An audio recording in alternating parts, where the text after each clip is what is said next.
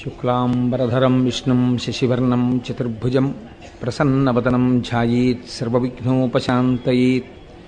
गुरुर्ब्रह्मा गुरुर्विष्णुः गुरुर्देवो महेश्वरः गुरुः साक्षात् परब्रह्म तस्मै श्रीगुरवे नमः। व्यासाय विष्णुरूपाय व्यासरूपाय विष्णवे नमो वै ब्रह्मनिधये वासिष्ठाय नमो नमः। कूजन्तं राम रामीति मधुरं मधुराक्षरम् आरुह्य कविताशाखां वन्दे वाल्मीकिकोकिलं। श्रुतिस्मृतिपुराणानाम् आलयं करुणालयं नमामि भगवत्पादशङ्करं लोकशङ्करं। वागर्धाविव सम्पृक्तौ वागर्धप्रतिपत्तये जगतः पितरौ वन्दे पार्वतीपरमेश्वरौ।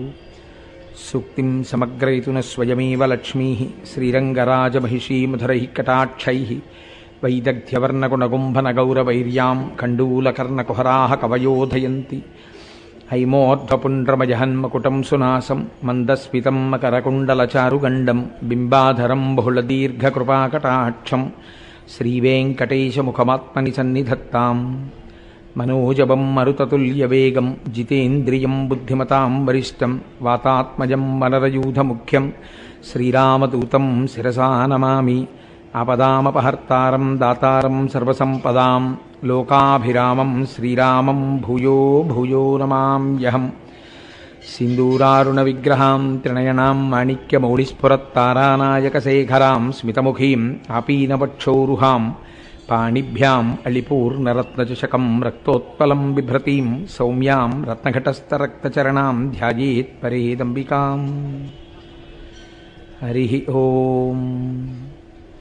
పరమేశ్వర స్వరూపైన సభకి నమస్కారం.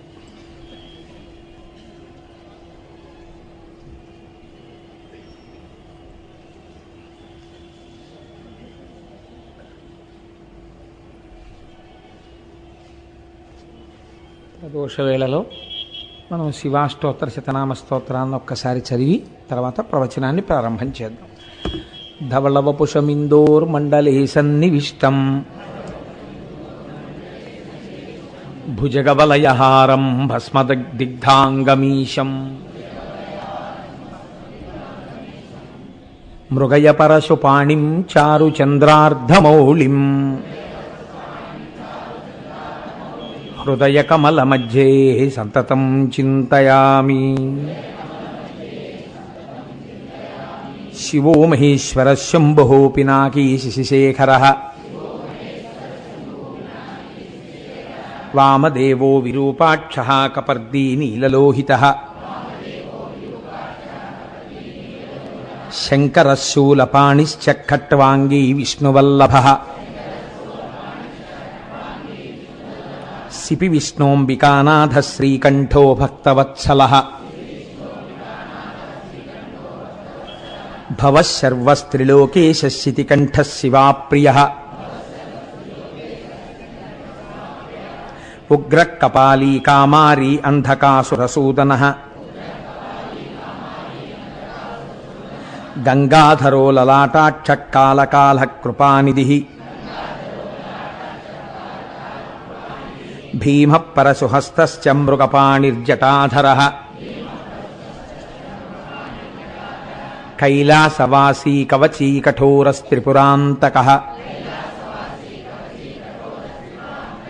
వృషాంకో వృషభారూఢో భస్మోద్ధూళితవిగ్రహः సామప్రియः సర్వమయస్త్రయీమూర్తిరనీశ్వరः సర్వజ్ఞః పరమాత్మా చ సోమసూర్యాగ్నిలోచనः హవిర్యజ్ఞమయः సోమః పంచవక్త్రः సదాశివः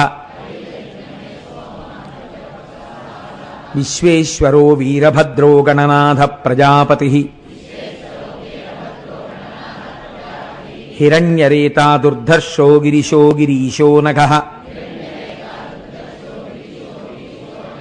భుజంగభూషణో భర్గో గిరిధన్వీ గిరిప్రియః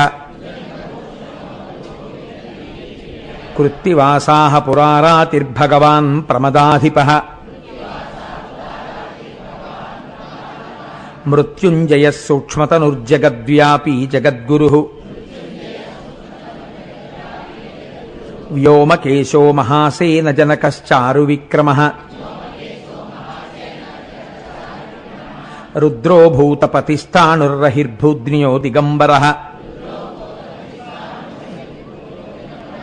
అష్టమూర్తిరనేకాత్మా సాత్విక శుద్ధ విగ్రహః శాశ్వత ఖండపరశుః అజః పాశ విమోచకః మృఢ పశుపతిర్దేవో మహాదేవో వ్యయో హరిః పూషదంతభిదవ్యగ్రో దక్షాధ్వరహరోహరః భగనేత్రభిదవ్యక్తః సహస్రాక్షः సహస్రపాత్ అపవర్గప్రదోనంతహస్తారకః పరమేశ్వరః ఏవం శ్రీశంభుదేవస్య నామ్నామష్టోత్తరం శతం శ్రీశివాష్టోత్తరశతనామస్తోత్రం సమాప్తం.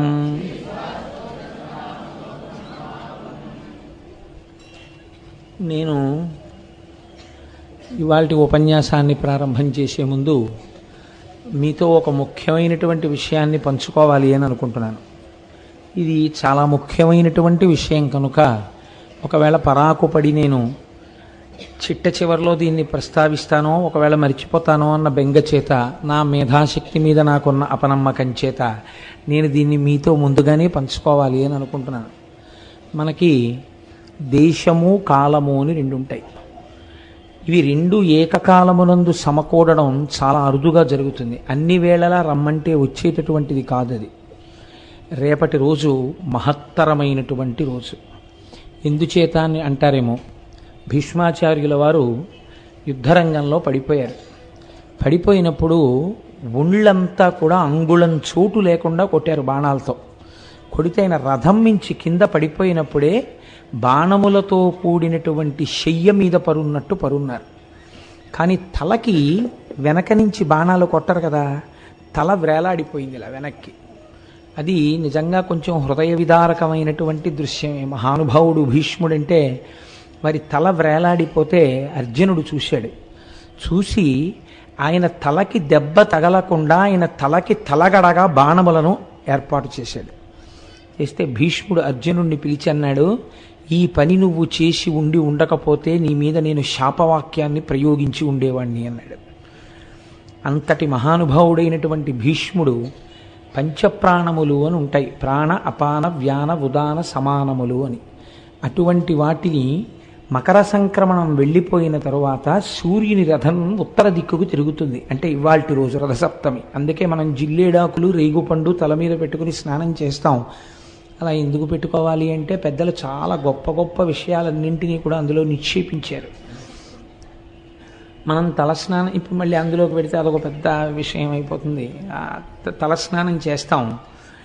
ఈ రథసప్తమి నాడు ఆయన మొట్టమొదటి ప్రాణాన్ని ఉపసంహారం చేశారు అంటారు. అందుకని లేదా యోగ విద్యతో బొటనవేలి దగ్గర నుంచి ప్రాణాలని వెనక్కి తీయడం ప్రారంభం చేసినట్టు కాదు. తర్పణ ఇవ్వాలంటే ఒక ప్రాణం వదిలిపెట్టేయాలి. కాబట్టి రథసప్తమి నాడు మొట్టమొదటి ప్రాణాన్ని విడిచిపెట్టారు. కాబట్టి అష్టమి తిథి నాడు, భీష్మాష్టమి నాడు మనుష్య జాతిలో మనుష్యుడిగా పుట్టినటువంటి ఎవరైనా సరే భీష్మాచార్యుల వారికి తర్పణ ఇవ్వవలసిందే. చిత్రం ఏమిటంటే, రేపటి రోజున తలస్నానం చేసి భీష్మాచార్యుల వారికి తర్పణ ఎందుకు ఇవ్వాలి అని అడిగారు. తర్పణ కొడుకిస్తాడు. భీష్ముడికి ఒక్కడికి మాత్రం ఇంకెవ్వరికి లేదు ఈ మర్యాద, ఒక్క భీష్ముడికి.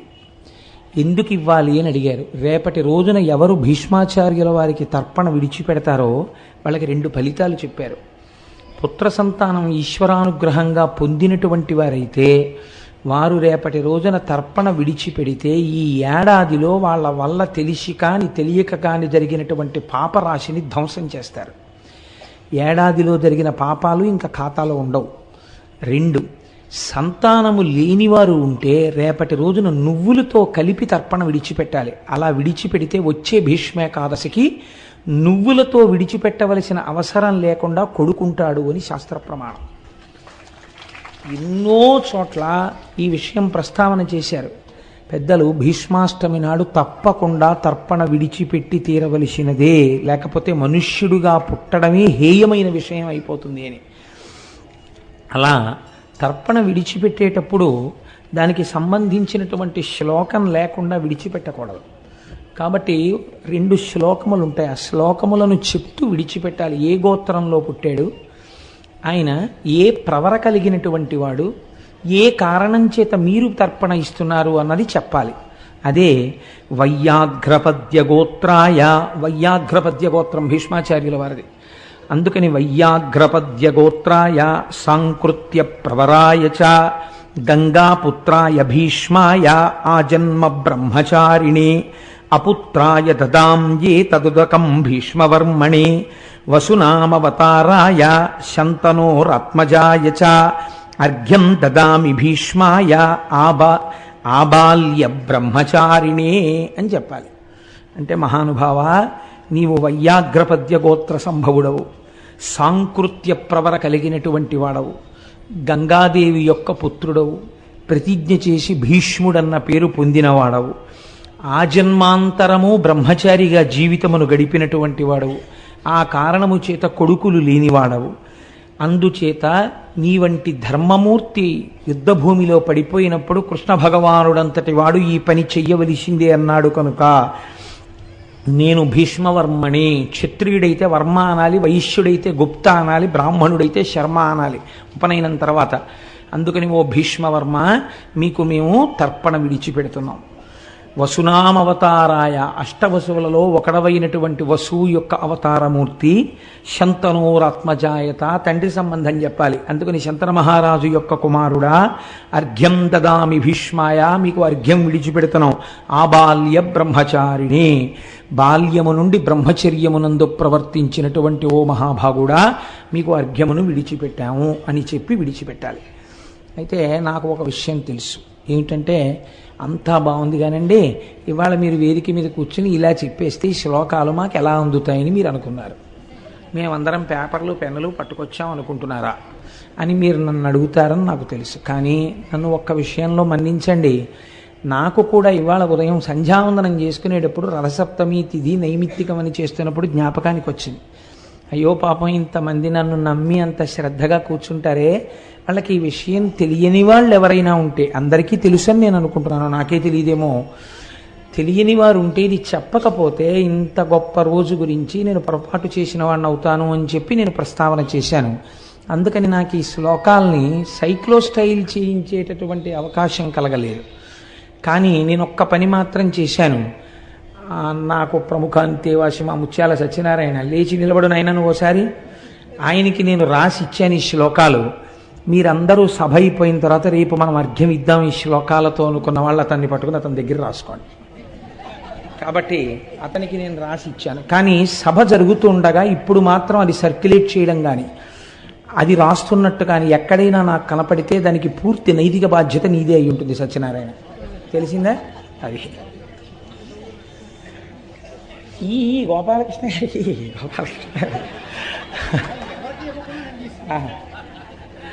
అందుచేత ఆ శ్లోకాన్నమ్మా చక్కగా మీ అందరూ చదివి రేపటి రోజున అర్ఘ్యప్రదానం చెయ్యండి. దానివల్ల మనకి ఎంత మేలు కలుగుతుందో, మళ్ళీ మళ్ళీ రమ్మంటే వచ్చే తిథులు కావా తిథులు, అటువంటి తిథుల యందు మనం తప్పకుండా ఆ పని చెయ్యాలి.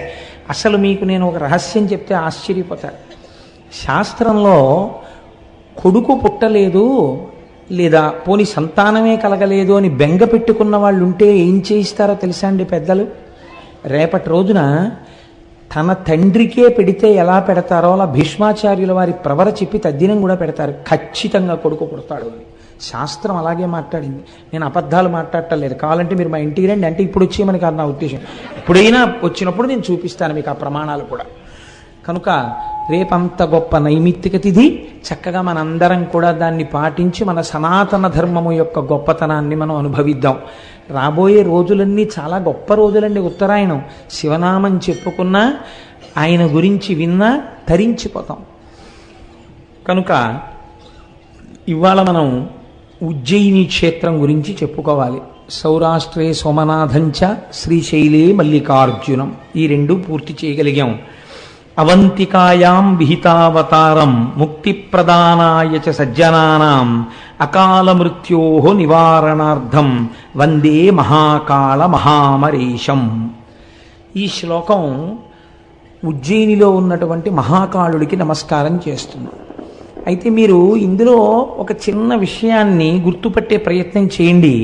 ఇందులో అంటారు ముక్తి ప్రదానాయచ సజ్జనానాం, సజ్జనులకు ముక్తినిచ్చువాడా. సజ్జనులకు ముక్తినిచ్చువాడా అన్న మాటకు అర్థమేమి? సజ్జనులు అంటే నేను ఉజ్జయిని వెళ్ళాను అనుకోండి, నేను సజ్జనుడనో కానో నాకు ఎలా తెలుస్తుంది? నా మటుకు నేను ఎప్పుడూ మంచివాడినే. నాకు అయ్యో నా అంత మంచివాడి దేశంలో ఎక్కడ ఉంటాడు, నేనే మంచివాడిని అనిపిస్తుంది, ఎదుటి వాళ్ళందరూ చెడ్డవాళ్ళు అనిపిస్తుంది కదా. మరి ఏమిటి సజ్జనుడు అన్న మాటకు అర్థం అసలు? అంటే మీరు ఇక్కడ కొంచెం ఒక విషయాన్ని జాగ్రత్తగా పసిగట్టే ప్రయత్నం చేయాలి. నేను దీనికి మీకు ఒక ఉదాహరణ చెప్తే మీరు తొందరగా పట్టుకోగలుగుతారు. ఒక ఆయనకి జ్వరం వచ్చింది. జ్వరం వస్తే డాక్టర్ గారి దగ్గరికి వెళ్ళాడు. డాక్టర్ గారు అన్నారు, నీకు ఫలానా కారణం చేత జ్వరం వచ్చింది, ఒక 3-4 రోజులు బాధపడవలసి ఉంటుంది, తగ్గిపోవడం కోసం మందులు రాస్తున్నాను, నువ్వు ఈ మందులు వాడు, ఈ మందులతో పాటుగా నువ్వు కొంత పథ్యం చెయ్యవలసి ఉంటుంది. ఏదో నువ్వు చద్దన్నం తినేయడం, వేడన్నం తినేయడం, కూరలు వేసుకుని అన్నం తినడం ఇలాంటివి పనికిరావు, రొట్టె పాలు తాగు అన్నారు. డాక్టర్ గారు ఇచ్చినటువంటి ఔషధం పథ్యం చెయ్యకుండా ఉంటే జ్వరాన్ని తగ్గించగలదా? ఆయన చెప్పినా కూడా పథ్యం చేయలేదు, జ్వరం తగ్గుతుందా? అదేం పెద్ద క్వశ్చన్ అండి, అలా చూస్తారు ఎందుకు? తగ్గుతుందా? తగ్గదు కదా. పథ్యం డాక్టర్ గారు మందు ఇచ్చినా ఆ మందు రోగం తగ్గించడానికే అయినా పథ్యం చేయకపోతే రోగము తగ్గదు కదా. భక్తి యందు పరమేశ్వరార్చన చేసేటటువంటి వాడికి సదాచారము తెలిసి ఉండవలే, శౌచము తెలిసి ఉండవలే. ఏదో స్నానం చెయ్యాలి, ఓ గుళ్ళోకి వెళ్ళాలి, ఇది తెలిసి ఉండాలి కదా. ఈ సదాచారము పథ్యం లాంటిది, భగవద్భక్తి ఔషధం లాంటిది. ఈ ఔషధం వేసుకుని ఈ పథ్యం తింటే, పథ్యాన్ని పాటిస్తే ఏమవుతుంది? భవరోగం అనేటటువంటి రోగం తగ్గుతుంది. కానీ లౌకికంగా బయట వచ్చే వ్యాధికి భగవత్ సంబంధంలో వచ్చేటటువంటి భవరోగానికి ఒక తేడా ఉంది. ఇక్కడ అమాయకత్వం చేత పథ్యం చేయడం ఒక వ్యక్తికి తెలియలేదు, ఆయనకి ఆచారం తెలియదు, శౌచం తెలియదు.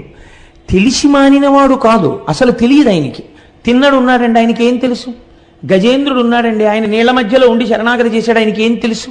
అసలు తెలియదు. కానీ గుండెల నిండా భక్తి ఉంది. ఇప్పుడు ఆ భక్తి పనికొస్తుందా? శౌచం లేని భక్తి పనికొస్తుంది? ఒకడు ఉన్నాడు, సదాచారం తెలుసు, కానీ సదాచారమును విడిచిపెట్టి భక్తితో ఉంటాడు, పనికొస్తాడా? పనికిరాదు. ఆచారము పాటించడానికే వచ్చిన. ఆచారం అంటేనే నువ్వు పాటించాలి, నీకు తెలిసున్నది అనుష్ఠాన పర్యంతములకు రావాలి. భగవద్భక్తి యందు ఈ భేదం ఉంటుంది. ఏమీ తెలియనప్పుడు అది ఆచారమైన తెలియక భక్తితో ఉండి పొరపాటు చేసినా ఈశ్వరుడు పక్కన పెట్టి ఏలుకుంటాడు. ఇప్పుడు పథ్యము తప్పుగా ఉన్న మందు పనికొచ్చేసింది, భక్తి పనికొచ్చేసింది. బయట రోగానికి భవరోగానికి తేడా ఉంటుంది భక్తి విషయంలో. ఆచారం తెలిస్తే ఆచారమును కూడా పాటించి తీరవలే. ఇది ఒకటి.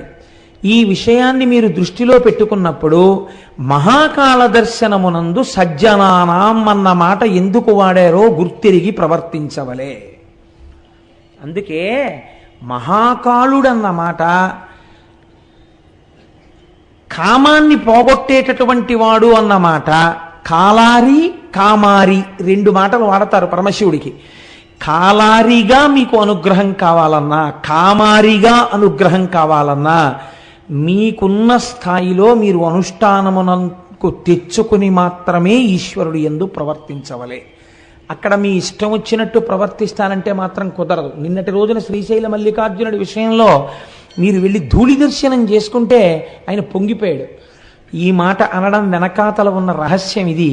ఉజ్జయిని ఎందుకు అలా వెడుతుందో ఇప్పుడు మీరు అవధరించండి. ఆ కోణంలో మీరు పరిశీలన చెయ్యనప్పుడు, మీరు ఉత్తరోత్తర క్షేత్రానికి వెళ్ళినప్పుడు మీకు అసలు ఆ క్షేత్ర దర్శనమునందు ఈ కోణం ఉంటుందన్న విషయం అవగతము కాదు. అందుకని నేను అలా తీసుకొచ్చే ప్రయత్నం చేశాను.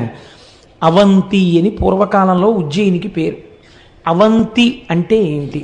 అవంతి అంటే 2 అర్థాలు ఉన్నాయి. ఒకటి స్త్రీ, 2 అక్క. అక్క అని చెప్పవలసి వచ్చినప్పుడు అవంతి అని చెప్పచ్చు. ఒక స్త్రీని చెప్పినప్పుడు అవంతి అని చెప్పవచ్చు. అవంతి సాక్షాత్తుగా జగదంబ అయినటువంటి అమ్మవారి యొక్క స్వరూపము ఆ భూమి. మనకి మోక్షపురులు అని కొన్ని ఉన్నాయి.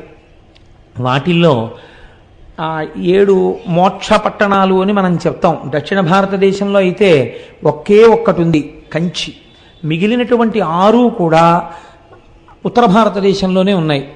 అయోధ్య, మధుర, మాయా, కాశీ, కాంచీ, అవంతిక, పురి, ద్వారవతి చైవ సప్తైతే మోక్షదాయక. ఈ 7 కూడా మోక్షపురములు. ఇందులో 6 పురములు ఉత్తర భారతదేశంలో ఉన్నాయి. మళ్ళీ ఈ 6 పురములలో జగద్విఖ్యాతిగాంచినటువంటి పట్టణము అవంతి, ఉజ్జయిని. ఈ ఉజ్జయిన్ ఒక పక్కన మహాకాళుడి చేత ఎంత ప్రసిద్ధి పొందిందో మహాకాళి చేత అంత ప్రసిద్ధి పొందింది. అది చిత్రం.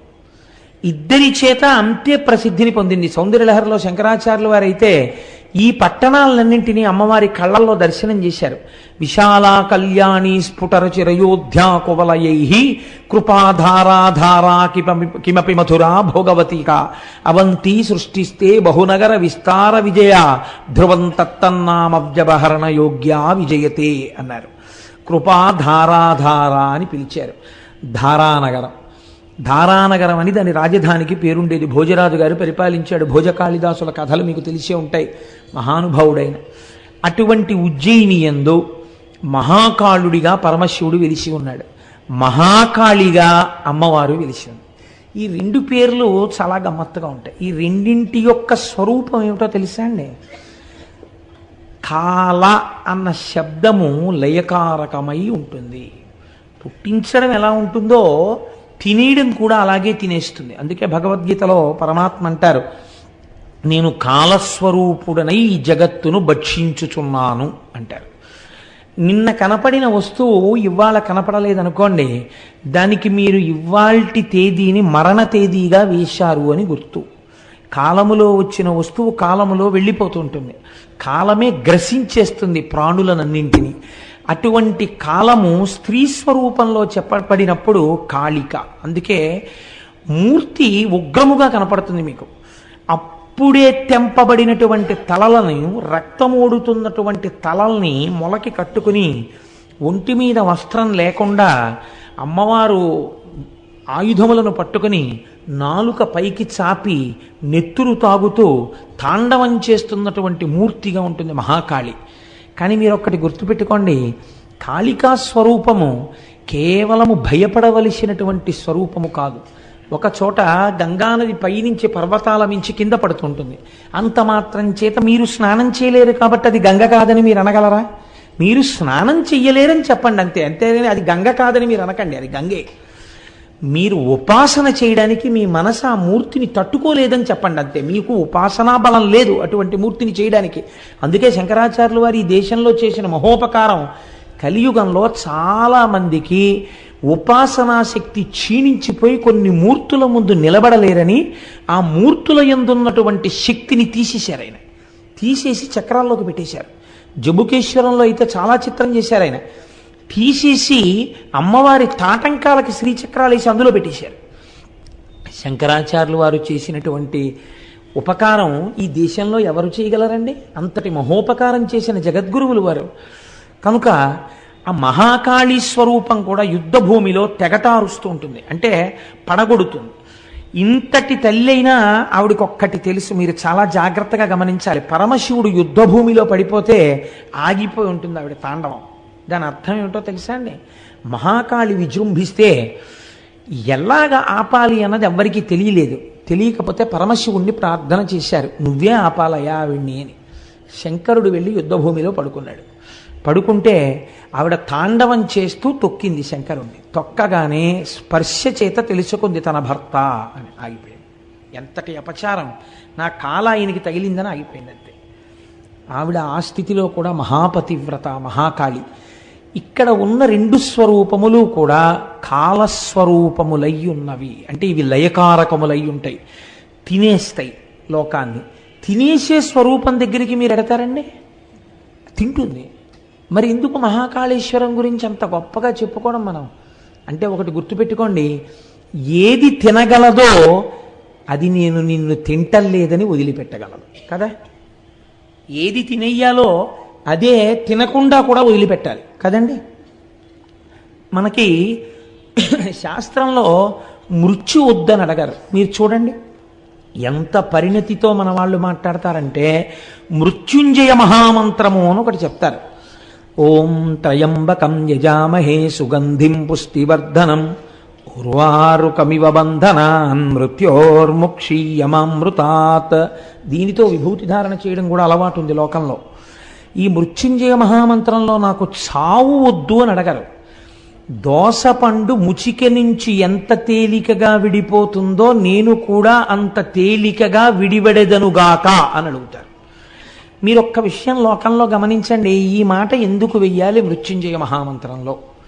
మీరు ఒక పిండిని తెంపేశారనుకోండి, ఒక పిండిని తెంపితే రసి బయటికి వస్తుంది. అది ఏ కాయవనివ్వండి, కొద్దిగా రసో పాలో ఏదో ఒకటి చెట్టులోంచి పైకి వస్తాయి. మనిషి బ్రతకవలసినటువంటి ఆయుర్దాయాన్ని పొందకుండా వెళ్ళిపోతే ఖచ్చితంగా ఆయన వెళ్ళిపోవడం చేత ఆయన వెనకనున్న వాళ్ళ కళ్ళంబట నీళ్ళొచ్చి అతను లేని కారణం చేత ఆ కుటుంబపు వృద్ధి దెబ్బతినేటటువంటి పరిస్థితి ఉంటుంది. వెళ్ళిపోయిన వాడు వెళ్ళిపోయాడు, కానీ వెనకనున్న వాళ్ళు ఖచ్చితంగా ఆ అందాన్ని పొందలేరు, పొందవలసిన అభ్యున్నతిని పొందరు. కాబట్టి శాస్త్రం ఏం చెప్తుందో తెలుసా అండి? మృత్యు వద్దని చెప్పదు. 90 ఏళ్ళు వచ్చినా 80 ఏళ్ళు వచ్చినా మృత్యువు లేకుండా నాకు ఇవ్వండి వరం అంటే ఇవ్వదు, అలా అడగమని చెప్పదు. నాకు పండిపోయినటువంటి పండు నేలరాలిపోయినప్పుడు మీకు రసి కానీ పాలు కానీ ఉండవిహ. అది తనంత తాను చెట్టు విడిచిపెట్టేస్తుంది ఆ పండుని. ఆ పండు కూడా నేల మీద పడిపోతుంది, పగిలిపోతుంది, ఇంకోళ్ళు తినాలని పడిపోతుంది అంతే. అలా ఒక వయసు వచ్చేసిన తర్వాత ఇంకా చాలు, సాక్షిగా నేను దేహాన్ని చూస్తూ ఇందులోంచి విడివిడిపోతానని కోరుకో. జ్ఞానాన్ని మాత్రమే బోధ చేస్తుంది సనాతన ధర్మం. లేనిపోని విషయాలను సనాతన ధర్మము మాట్లాడదు, మనిషిని ఉద్ధరించడానికి మాట్లాడుతుంది ఏది మాట్లాడినా. కాబట్టి మీరు ఏ మృత్యు వద్దని అడగాలి? అకాల మృత్యువు అపమృత్యువు రాకూడదని కోరుకోవాలి.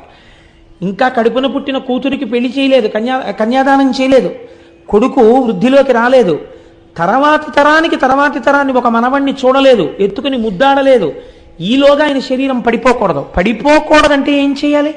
మీ చేతిలో ఉందా, నా చేతిలో ఉందా? చేసిన పాపం ఉంది వెనకాల, అది తరువుకొస్తోంది. కాలోహి బలవాన్ కర్త సతతం సుఖ దుఃఖయో నరాణం పరతంత్రాణం పుణ్య పాపానుయోగత అంటాడు వ్యాసుడు. నువ్వేహీ చేయలేవు, నువ్వు పరతంత్రుడవు. కాలస్వరూపంతో ఈశ్వరుడు తీర్పు చెప్పేస్తున్నాడు, దాన్ని ఔదల దాల్చడమే. మరి ఇటువంటప్పుడు ఏం చెయ్యగలవు? అపమృత్యువు తన్నుకొచ్చేస్తుంటే ఒక పక్క నుంచి ఏం చెయ్యాలి కుటుంబాన్ని రక్షించుకోవడానికి? వస్తుందో రాదో కూడా నీకు తెలియదు జాతకంలో. వచ్చిన తర్వాత నువ్వు చేయగలిగింది లేదు, ఏం చెయ్యాలి? అందుకే మనం ఏ దేవాలయానికి వెళ్ళండి, తీర్థం ఇస్తే ఓ మాట చెప్తారు, అకాల మృత్యుహరణం సర్వవ్యాధి నివారణం సమస్త పాపక్షయకరం శ్రీ ఉమామహేశ్వర లేదా లక్ష్మీనారాయణ పాదోదకం పావనం శుభం అని ఇస్తారు. అపమృత్యు దోషం రాకుండా మనకి తీర్థం ఇస్తారు.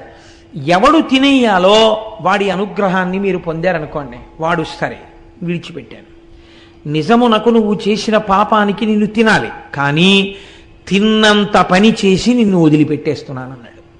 ఇప్పుడు ఏం చేస్తాడు? తినడు, తినకుండా వదిలేస్తాడు. దాని ఎందు ఈ రెండవ కోణం లేకపోతే మీరు ఎందుకు ఎడతారు అసలు మహాకాలం? చెప్పండి నాకు. ఈ సిద్ధి కావాలంటే మహాకాలం వెళ్ళాలి. 2 అయితే ఏమండి 80 ఏళ్ళు 90 ఏళ్ళు వచ్చాయి, అప్పుడు వెళ్ళకూడదా ఉజ్జయిని? ఇంకా వెళ్ళాలి. ఎందుకు వెళ్ళాలి? పండు పడిపోయినట్టు చెట్టు నుంచి తాను ఏ బెంగా లేకుండా విడివడేటటువంటి స్థితి కలగడానికి వెళ్ళాలి. కాబట్టి అసలు జీవితంలో వెళ్ళవలసిన క్షేత్రం అంటూ ఉంటే ఎక్కడ ఉండాలి? మహాకాలమునకు వెళ్ళి తీరాలి. కాబట్టి మహాకాలం ఎక్కడ ఉండాలి? అందరికీ అందుబాటులో ఉండాలంటే మధ్యలో ఉండాలి. మనం ఏమంటాం? ఏమిటంటే తెల్లారు లేస్తే ఆ ఆఫీస్తో ఎంతో పని ఉంది, తీసుకెళ్ళి ఊరు బయట పెట్టారేంటంటే ఆ ఆఫీస్ని, అందరికీ అవసరం కాబట్టి అది ఊరు మధ్యలో ఉండాలి ఆ ఆఫీసు అంటాం. అందరికీ అవసరమైంది ఎక్కడ ఉండాలి? ఊరి మధ్యలో ఉండాలి. అందరికీ అవసరమైన క్షేత్రం ఎక్కడ ఉండాలి? భారతదేశానికి మధ్యలో ఉండాలి. అందుకే భూమధ్య రేఖ వెడుతున్న చోట ఈ క్షేత్రం ఉంది. మహాకాలము ఉజ్జయినికి ఉన్నటువంటి గొప్పతనం అది. భూమధ్య రేఖ వెడుతూ ఉంటుంది. వెడుతున్న చోట ఇక్కడ స్వయంభూగా స్వామి అవతరించారు. అవతరించడంలో కేవలము ఇదొక్కటే ఆయన ప్రయోజనమా? అపమృత్యువును తీయడం ఒక్కటే ఆయన లక్ష్యమా? కాదు. ఎప్పుడైతే అపమృత్యువును కూడా తీయగలడో ఆయనకుండే విశేషాధికారమేమి, మీరు కోరుకున్న కోరికని తీర్చడం ఆయనకి పెద్ద లెక్కలోనిదే కాదు. డిస్ట్రిక్ట్ కలెక్టర్ అండ్ మెజిస్ట్రేట్ ఉన్నాడండి, ఆయన కలెక్టర్ గారు మెజిస్ట్రేటు కూడా. ఆయన తలుచుకుంటే భూమికి పట్టాలు ఇచ్చేయగలరు. భూమికి పట్టా ఇవ్వగలిగినటువంటి కలెక్టర్ గారు, ఎవరికైనా ఏదైనా బాధ వస్తే పరిహారాన్ని ప్రకటించగలిగినటువంటి కలెక్టర్ గారు, ఎవరో ఒకరు వెళ్ళి, అయ్యా నేను చాలా కష్టంలో ఉన్నానండి, నాకు నెలకి ఒక 100-50 వచ్చే ఏర్పాటు చేసి పెట్టండి అంటే ఏదో ఒక పథకంలోంచి ఆయన ప్రీతి పొందితే ఒక ఆర్డర్ వేయడం ఆయనకి గొప్ప? ఆయన చేసేస్తారు. ఎందుకనంటే ఆయన యొక్క పదం అటువంటిది. అంత గొప్ప అధికారములతో కూడిన పదవిలో ఉన్నవాడికి ఒక చిన్న పని చేయడం పెద్ద గొప్ప ఏమిటి? అపమృత్యువునే తీసేయగలిగినటువంటి వాడికి మీరు కోరుకున్న కోరిక తీర్చడం పెద్ద విషయం ఏమిటి? అసలు దాని గురించి లెక్కే లేదు. ఏ కోరికైనా తీర్చేస్తాడు ఆయన. కాబట్టి ఉజ్జయినియే, అంత గొప్ప క్షేత్రం ఉజ్జయిని. అది ఒకానొక నాడు అంతర్జాతీయ ఖ్యాతిని చూరగొన్నటువంటి పట్టణం. మహాకవి కాళిదాసు, భోజరాజు ఇద్దరూ నడయాడినటువంటి ప్రాంతం ఆ ఉజ్జయిని. అక్కడ అసలు ఆ స్వయంభూలింగం ఎందువల్ల ఏర్పడిందో మీరు ఒక్కసారి వినేటటువంటి ప్రయత్నం చెయ్యండి. పూర్వకాలంలో ఆ ఉజ్జయిని పట్టణమునందు వేదప్రియుడు అనబడేటటువంటి ఒక బ్రాహ్మణుడు ఉండేవాడు. ఆయన పేరే వేదప్రియుడు. మీరు ఈ మాటని అర్థం చేసుకునేటప్పుడు ఒక్క విషయం అర్థం చేసుకోవాలి. చాలా అందమైనటువంటి పద్యాలు, అందమైనటువంటి శ్లోకాలు ఇచ్చారు. అందులో మానకయందు నుండు నిగమప్రియుడున్ ద్విజవర్యుడు ఈశ్వరార్చానియత వ్రతుండఖిల సద్గుణ శోభితుడిద్ధకీర్తి అవ్వానికి నల్వురాత్మజులు పావనమూర్తులు లోకపూజితుల్ సూన శరారి పూజలను జొక్కుచు ఉండెడు వారలెంతయున్. ఆ వేదప్రియుడు చక్కగా త్రికాలములయందు సంధ్యావందనం చేస్తూ శివార్చనశీలుడై షట్కాలములయందు శివపూజ చేసి వేదము ఏమి చెప్పిందో దాని యందు అపారమైనటువంటి ధృతి కలిగినటువంటి బ్రాహ్మణుడు. మీరు ఇక్కడ ఒక్క విషయాన్ని అర్థం చేసుకోవాలి. అంత భక్తి కలిగి ఉన్నటువంటి వాడికి ఉండేటటువంటి ఫలితములు ఏమి అంటే, మీరు ఒకటి ఆలోచించండి. ఒక ఆయన ఇక్కడ మీకు అప్పుడప్పుడు నేషనల్ హైవే మీద కనపడుతుంటుంది ఈ సన్నివేశం. అక్కడే ఒక పుట్ట ఉంది. ఆ పుట్టలో ఒక బ్రహ్మాండమైనటువంటి త్రాచుపం ఉంది. ఆయనకి తెలియలేదు. తెలియక చీకట్లో వెడుతూ ఆకలేసింది. ఇక్కడ నేను 4 ఎండు పుల్లలు కనపడ్డాయి, వెలిగించుకుని గోధుమ పిండి కొంచెం నీళ్లలో కలుపుకుని ఓ రాతి మీద ఒత్తుకుని దీని మీద కొంచెం పుల్ల గుచ్చి ఇలా ఇలా చూపించి తినేద్దాం, ఆకలి తీరుతుంది అని చెప్పి కిందకి దిగాడు. నెగడు వేసి వెలిగించాడు. ఇప్పుడు అగ్నిహోత్రం వెలిగింది. ఈ అగ్నిహోత్రము వలన ఆయన కోరుకున్న ప్రయోజనం ఏమి? ఆయన ఏం కోరుకున్నాడు? చపాతీ ఇలా ఇలా తిప్పుకుని కొంచెం వేడెక్కిన తర్వాత కాస్త కాలితే తిని వెళ్ళిపోదాం, క్షుద్బాధ తీర్చుకోవచ్చు, ఆకలి తీరుతుంది. పూరీ పిండి డబ్బా ఉంది లారీలో, ఆ గోధుమ పిండి తీసి నీళ్లు కలుపుకుని ఒత్తేసుకున్నాడు. ఓ పుల్ల గుచ్చి అగ్నిహోత్రంలో ఇలా ఇలా చూపించాడు. ఆ లోపలే క్యాబిన్లో ఆవకాయ సీసా ఉంది, కాస్త ఆవకాయ ముంచుకు తిందామని పెట్టాడు. మంచి శీతాకాలం, బయట చలిగా ఉంది, ఈ నెగడు వెలుగుతోంది. ఆయన వెలిగించిన అగ్నిహోత్రమునకు మొదటి ప్రయోజనము చపాతీ కాల్చుకొనుట, అదే దాని ప్రయోజనం. కానీ బయట చల్లగా ఉన్న వాతావరణంలో ఆయనకి ఇప్పుడు వెచ్చటి సెగ తగులుతోంది. ఇది అనుషంగిక ప్రయోజనము. మీరు అడగకపోయినా ఆ ప్రయోజనాన్ని అగ్నిహోత్రం ఇచ్చేస్తుంది కదండి. నాకు అక్కర్లేదండి, ఎందుకంటే చలిగా ఉన్నా కూడా బయట నేనేమి ఈ వేడి కోరుకోలేదు, నా చపాతీ కాలిపోతే చాలండి అంటే అదేం వెందో, అది ఇస్తుంది అంతే, దాని ధర్మం అది. 3, మీకు చుట్టుపక్కల పరిసరాల్లో ఎక్కడ ఏమున్నాయి అన్నది మీకు స్పష్టంగా కనపడుతుంటుంది. ఎందుకని? అగ్నిహోత్రమునందు ప్రకాశం ఉన్నది. ఆ ప్రకాశము చేత అది వెలిగినటువంటి దగ్గర చాలా దూరం చీకటి ఉండదు, వెలుతురు ఉంటుంది. నాకు ఎందుకంటే చక్క చీకట్లో కూర్చుందాం అనుకున్నాను, ఎందుకు ఈ వెలుతురు? అగ్నిహోత్రం ఇవ్వకూడదంటే అది ఆగదు, వెలుతురు ఇచ్చేస్తుంది. 4, అక్కడే తిరుగుతున్నటువంటి త్రాచుపాము నేను ఉన్న దగ్గరలో, నా పుట్ట దగ్గరలో వీడు అగ్నిహోత్రపు సెగ పెట్టాడు అని చెప్పి బుసలు కొడుతోంది, కానీ దగ్గరకు రాలేదు. ఎందుకు రాలేదు? అగ్నిహోత్రం వెలుగుతుండగా దానికి భయం, అందుకని అది రాదు. ఇప్పుడు అసలు ఒక పాము మీ దగ్గరికి రాలేకపోతోంది, మీరు రక్షింపబడుతున్నారన్న విషయం కూడా మీకు తెలియదు. మీకు రక్షణ అగ్నిహోత్రం ఇచ్చేస్తోంది. మీకు తెలియాలా ఈ విషయం? మీకు తెలియక్కర్లేదు. లేకపోతే ఎక్కడో దూరంగా ఓ పెద్ద పులి చూసింది కానీ రాలేదు, నెగడు చూసి వెనక్కి తిరిగి వెళ్ళిపోయింది.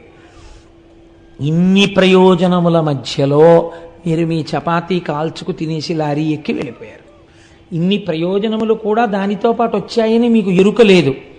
అలాగే వేదమును నమ్మి భగవంతుణ్ణి నమ్మి ఎవడు జీవితాన్ని అనుష్ఠానంలోకి తెచ్చుకుంటున్నాడో వాడికి ఏవి కావాలో అవి ఈశ్వరుడు వడ్డించేస్తుంటాడు.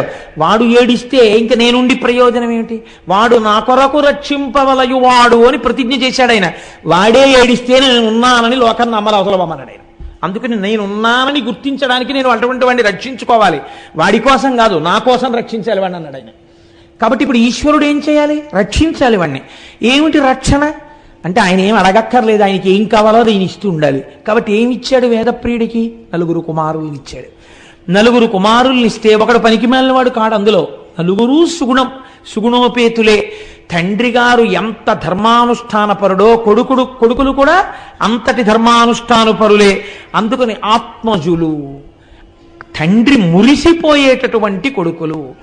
4 కొడుకులు చక్కగా వాళ్ళు రోజు త్రికాల సంధ్యావందనం, షట్కాల శివార్చన, ఒక్క అబద్ధం చెప్పకపోవడం, తండ్రి గారిని దైవంలా చూడడం, తండ్రి గారితో కలిసి పూజలు చేసుకోవడం, దొరికిన దానితో తృప్తిగా జీవించడం, అంత హాయిగా వాళ్ళ జీవితాలు వెళ్ళిపోతున్నాయి. కాబట్టి ఇప్పుడు ఏమైంది? భగవంతుణ్ణి నమ్మిన వాడికి అనుషంగిక ప్రయోజనములు కూడా వెళ్ళిపోతున్నాయి. ఈశ్వరుడు ముందే ఆలోచన చేస్తాడు. వీడు ఒకానొక సందర్భములో వీడు ఒకరి దగ్గరికి వెళ్ళి చెయ్యి చాపవలసి వస్తుందేమో, వీడు కొంచెం బెంగ పెట్టుకోవలసిన రోజు వస్తుందేమో, రాకుండానే ఆయన ఏర్పాటు చేసేస్తాడు. ఎందుకు చేసేస్తాడు? తన భక్తుడు బెంగెట్టుకోకూడదు, బెంగెట్టుకోకుండా అడ్డుకుంటాడంతే. ఎవరి రూపంలోనో వచ్చి అడ్డుకుని రక్షిస్తాడు. ఇది ఈశ్వరార్చనా కళాశీలుల యందు ప్రకాశించేటటువంటి రక్షణ. కాబట్టి ఇప్పుడు ఆయనకి 4 కొడుకులు పావనమూర్తులు చక్కగా ఈశ్వరార్చన చేస్తున్నారు. ఈ 4కి పేర్లు పెట్టుకున్నాడు. పేర్లు పెట్టుకోవడంలో ఆయన ఎంత సంస్కారవంతుడో మీరు గమనించాలి. ఇంట్లో ఉన్న పిల్లల యొక్క పేర్లు పిలుస్తున్నప్పుడు ఇంటి యజమాని యొక్క సంస్కారం బయటికి వచ్చేస్తుంది. చట్ ఫట్ ఠప్ అనేవో పేర్లు ఉన్నాయనుకోండి, దిక్కుమాలిన పేర్లు, వీడి వ్యగ్రత బయటపడుతుంది. ఆ పెట్టుకున్నటువంటి పేర్లు అందంగా ఉన్నాయనుకోండి, చూసేటప్పటికీ మనకు పొంగు వస్తుంది. అబ్బా ఎంత గొప్ప పేర్లు రా ఇవి అనిపిస్తుంది. చూడండి, అందుకని ఆయన పెద్ద కొడుక్కి దేవప్రియుడు అని పేరు పెట్టుకున్నాడు. రెండో వాడికి ప్రియమేధుడు అని పెట్టుకున్నాడు. మూడో వారికి సుకృతుడు అని పెట్టుకున్నాడు. 4 ఆయనకి సువ్రతుడు అని పెట్టుకున్నాడు. ఎంత చక్కటి పేర్లు చూడండి. పురాణ పరిశీలనమునందు మనం జీవితంలో నేర్చుకోవలసిన విషయాలు అనేక ఉంటాయి. లేక కొడుకులు పుట్టినటువంటి దశరథ మహారాజు గారు పేర్లు పెట్టేటప్పుడు కౌసల్య, సుమిత్ర, కైకేయి, సుమంత్రుడు కూర్చుని ఎవరో రాసినటువంటి పేర్ల పుస్తకం ఒకటి తెచ్చుకుని దిక్కుమాలిన పేర్లన్నీ సెలెక్ట్ చేయలేదు. వశిష్ఠుడికి అప్పచెప్పాడు ఏ పేరు పెట్టాలో. వశిష్ఠుడు పెట్టాడు కాబట్టి రామనామం ఆనాటి నుంచి ఈనాటి వరకు మిమ్మల్ని నన్ను తరింప చేస్తోంది. వశిష్ఠుడు పెట్టకుండా దశరథుడు కూడా పట్ట పెట్టుంటే మన బతుకులు పాట అయిపోయింది కదండి. ఆ పెట్టిన పేరు ఎంత ఉద్ధరించిందో చూడండి. పేరు పెట్టుకోవడం వంశాన్ని తరింప చేసేస్తుంది. పేరు పెట్టి పిలిచిననైనా విశ్రామ కేళినైనా మిగుల గేలినైనా అంటారు పోతన గారు భాగవతంలో. తెలిసో తెలియకో యథాలాపంగా రోజు కొడుకని పిలిచినా సరే ఆత్మ ప్రలపించు నారాయణాయతంచు అజామిలుడు మోక్షాన్ని పొందలా. కాబట్టి పేరంత గొప్పది కనుక చక్కగా 4కి 4 కొడుకుల పేర్లు పెట్టుకున్నాడు. పెట్టుకున్నారా పిల్లలు పైకొచ్చారు. వేదప్రియుడు ఏమయ్యాడు? ఇక చెప్పక్కర్లేదు దాని గురించి. ఇంత జ్ఞానం కలిగిన వాడు ఒక వయస్సు వచ్చిన తర్వాత 4 పిల్లలు చక్కగా యోగ్యులై ఉన్నారు. మనస్సుని భగవంతుని యందు పెట్టాడు, భగవంతుని యందు లీనమైపోయాడు. అంటే ఆద్యంతము ఏ వస్తువుని పట్టుకోవాలో ఆ వస్తువుని పట్టుకున్నవాడు ధరించడం వరకు కూడా ఎవరు చూసుకున్నాడు? ఈశ్వరుడు చూసుకున్నాడు. కాబట్టి ఇప్పుడు ఆయన బిడ్డలు ఆయన లాంటి వాళ్ళే. కాబట్టి వాళ్ళు కూడా పరమశివుణ్ణే నమ్ముకుని జీవనం గడుపుతున్నారు. ఇక్కడ వరకు చాలా బాగుంది ఈ విషయం. కానీ పక్కనే పర్వత శిఖరాలలో రాక్షసుడు బయలుదేరాడు.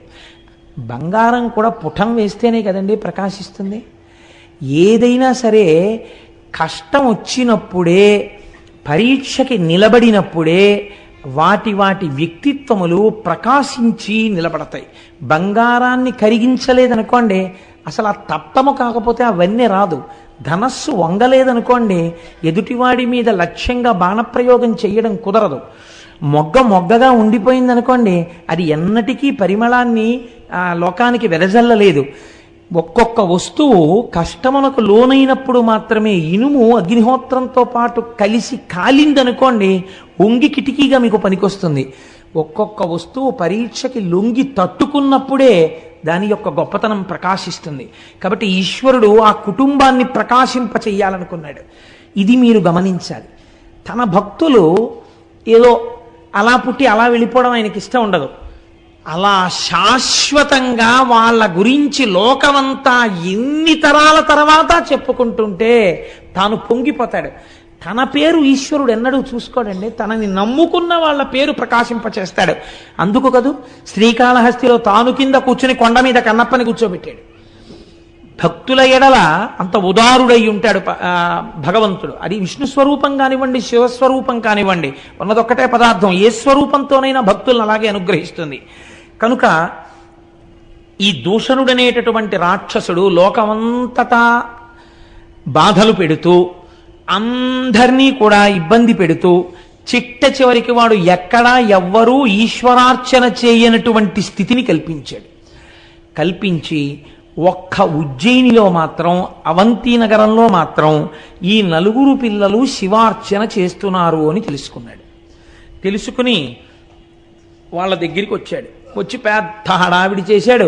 మీరు శివలింగార్చన, వాళ్ళు రోజు పార్థివలింగాన్ని తీసుకొచ్చి పార్థివలింగానికి అర్చన చేసేవారు. ఈ పార్థివలింగానికి మీరు అర్చన చేయడం ఏమిటి? వీల్లేదు, మీరు నన్ను అర్చించాలి, నాకు పూజలు చేయాలి. వీడెంతటి వాడు పశుపతి, ఇటువంటి వాళ్ళని ఎందరినో గెలిచాను నేను, మీరు విడిచిపెడతారా, నేను లింగాన్ని ధ్వంసం చెయ్యనా అని అడిగాడు. అడిగితే వాళ్ళు కనీసం కూడా బెదరకుండా తుచ్చుడు వీడి ప్రలాపాలు వింటూ కూర్చుంటే కొంత సమయం వృధా. హాయిగా మనం శంకరుణ్ణి నమ్ముకుని ఉందాం, శంకరుడు యొక్క రక్షణ యందు మనం ఉండగా మనకి భయం ఏమిటి అనుకున్నారట వాళ్ళు. అంటే మీరు ఇదే నేను చెప్పింది, అగ్నిహోత్రమును చపాతీ కాల్చుకోవడానికి మీరు ప్రకాశింప చేస్తే మీ చలి తీరినట్టు, పులి రానట్టు, మీరు భగవంతుణ్ణి నమ్ముకుని ఉంటే అనుషంగిక ప్రయోజనాలు కొన్ని కలుగుతాయి. ఏమిటో తెలుసా అండి? నిర్భయత్వం మొట్టమొదటిది. ఎందుకు వస్తుందో తెలుసా? ఒక పెద్ద నమ్మకం. నేను ఒక్కడిని ఉండడం ఏమిటి, నాతో పరమాత్మ ఉన్నారు, ఆయన ఎప్పుడూ నన్ను రక్షించుకుంటుంటారు, ఆయన నాకు రక్షకుడై నా పక్కన ఉండగా నాకే ప్రమాదం వస్తుంది, నాకేం రాదు, నన్ను నా స్వామి కాపాడుకుంటాడు, ఆయన నాకు రక్షకుడై ఉన్నాడు అని మీరు ఎవ్వరితోటి వాదించడానికి ఇష్టపడరు. ఆయన నన్ను రక్షిస్తుంటాడు, నేను ఆయన వస్తువుగా ఉంటే చాలు. ఈ నమ్మకం ఎవడికి ఉందో వాడికి బ్రతుకున్నది. వాడి జాతకంలో అపమృత్యు ఉన్నా మహాకాలము వెళ్ళి వీడు తప్పించగలడు అని నమ్మిన వాడెవడున్నాడో వాడికి అపమృత్యువు లేదు.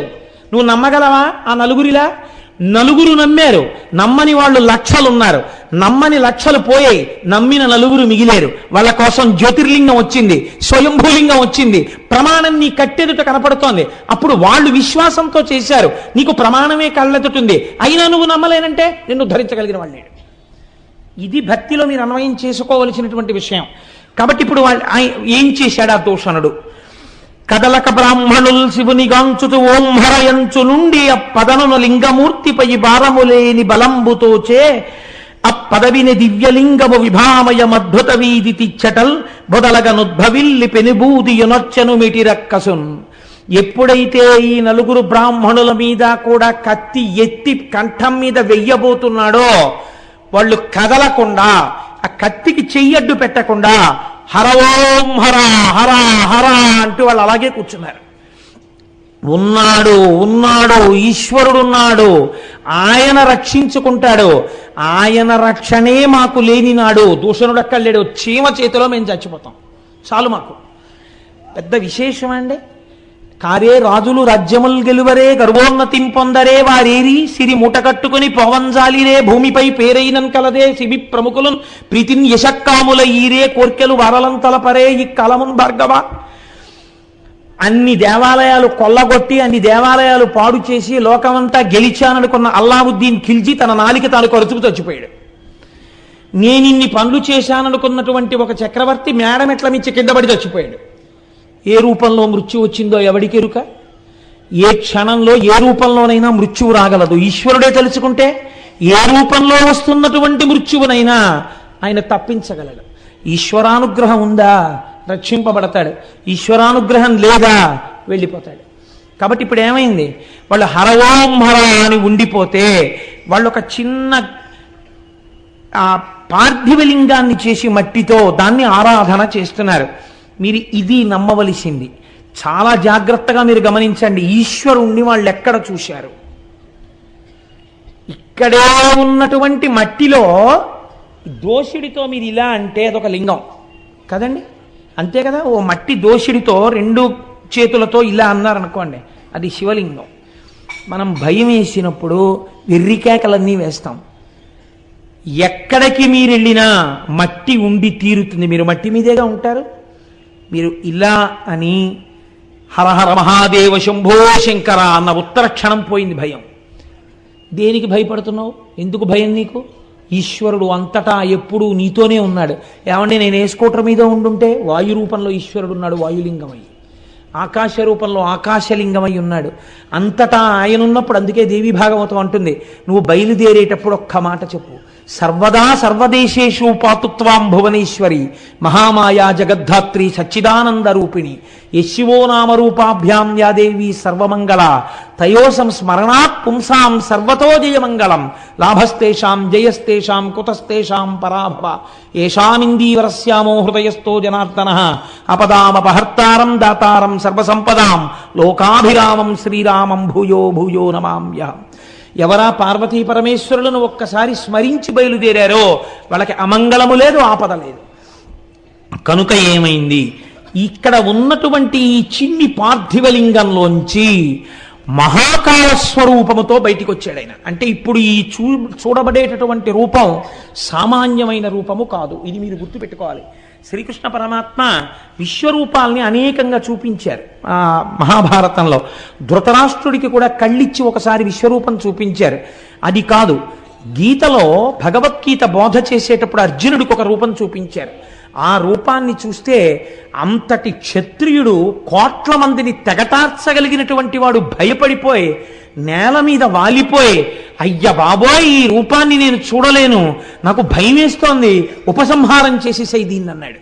ఈ రూపంతో భీష్మంచ ద్రోణంచ జయద్రథంచ వీళ్ళందరినీ నేను ఎప్పుడో తినేశాను, నువ్వు నిమిత్త మాత్రం భవ సవ్యసాచి, నువ్వెవడే చంపడానికి, చంపుతున్న వాడిని నేను, చూడు ఎలా చంపేస్తున్నాను అని చూపించాడు. విశ్వమంతటా ఎన్ని ప్రాణులను ఈ కాలరూపంతో తినేస్తున్నాడో చూపిస్తే, సవ్యసాచి కురుక్షేత్ర యుద్ధంలో అంతమంది మొనగాళ్ళని పడగట్టినవాడు భయపడిపోయాడు. మీరెంత నేనెంత కాలస్వరూపం లింగరూపములో బయటికి వస్తే, అది ఇదే మార్కండేయ పురాణంలో యముణ్ణి కూడా తన్నింది, పడగొట్టింది. మృత్యువుకు మృత్యువై నిలబడింది, కాలమునకు కాలమై నిలబడింది, మహాకాలమై నిలబడింది. శివలింగంలోంచి ఆవిర్భవించాడు. ఎందుకంత కోపం? ఎప్పుడైనా వచ్చిందా అంత కోపం స్వామికి? తన భక్తులను చెనకడమా, ఇది ఆయన కోపం.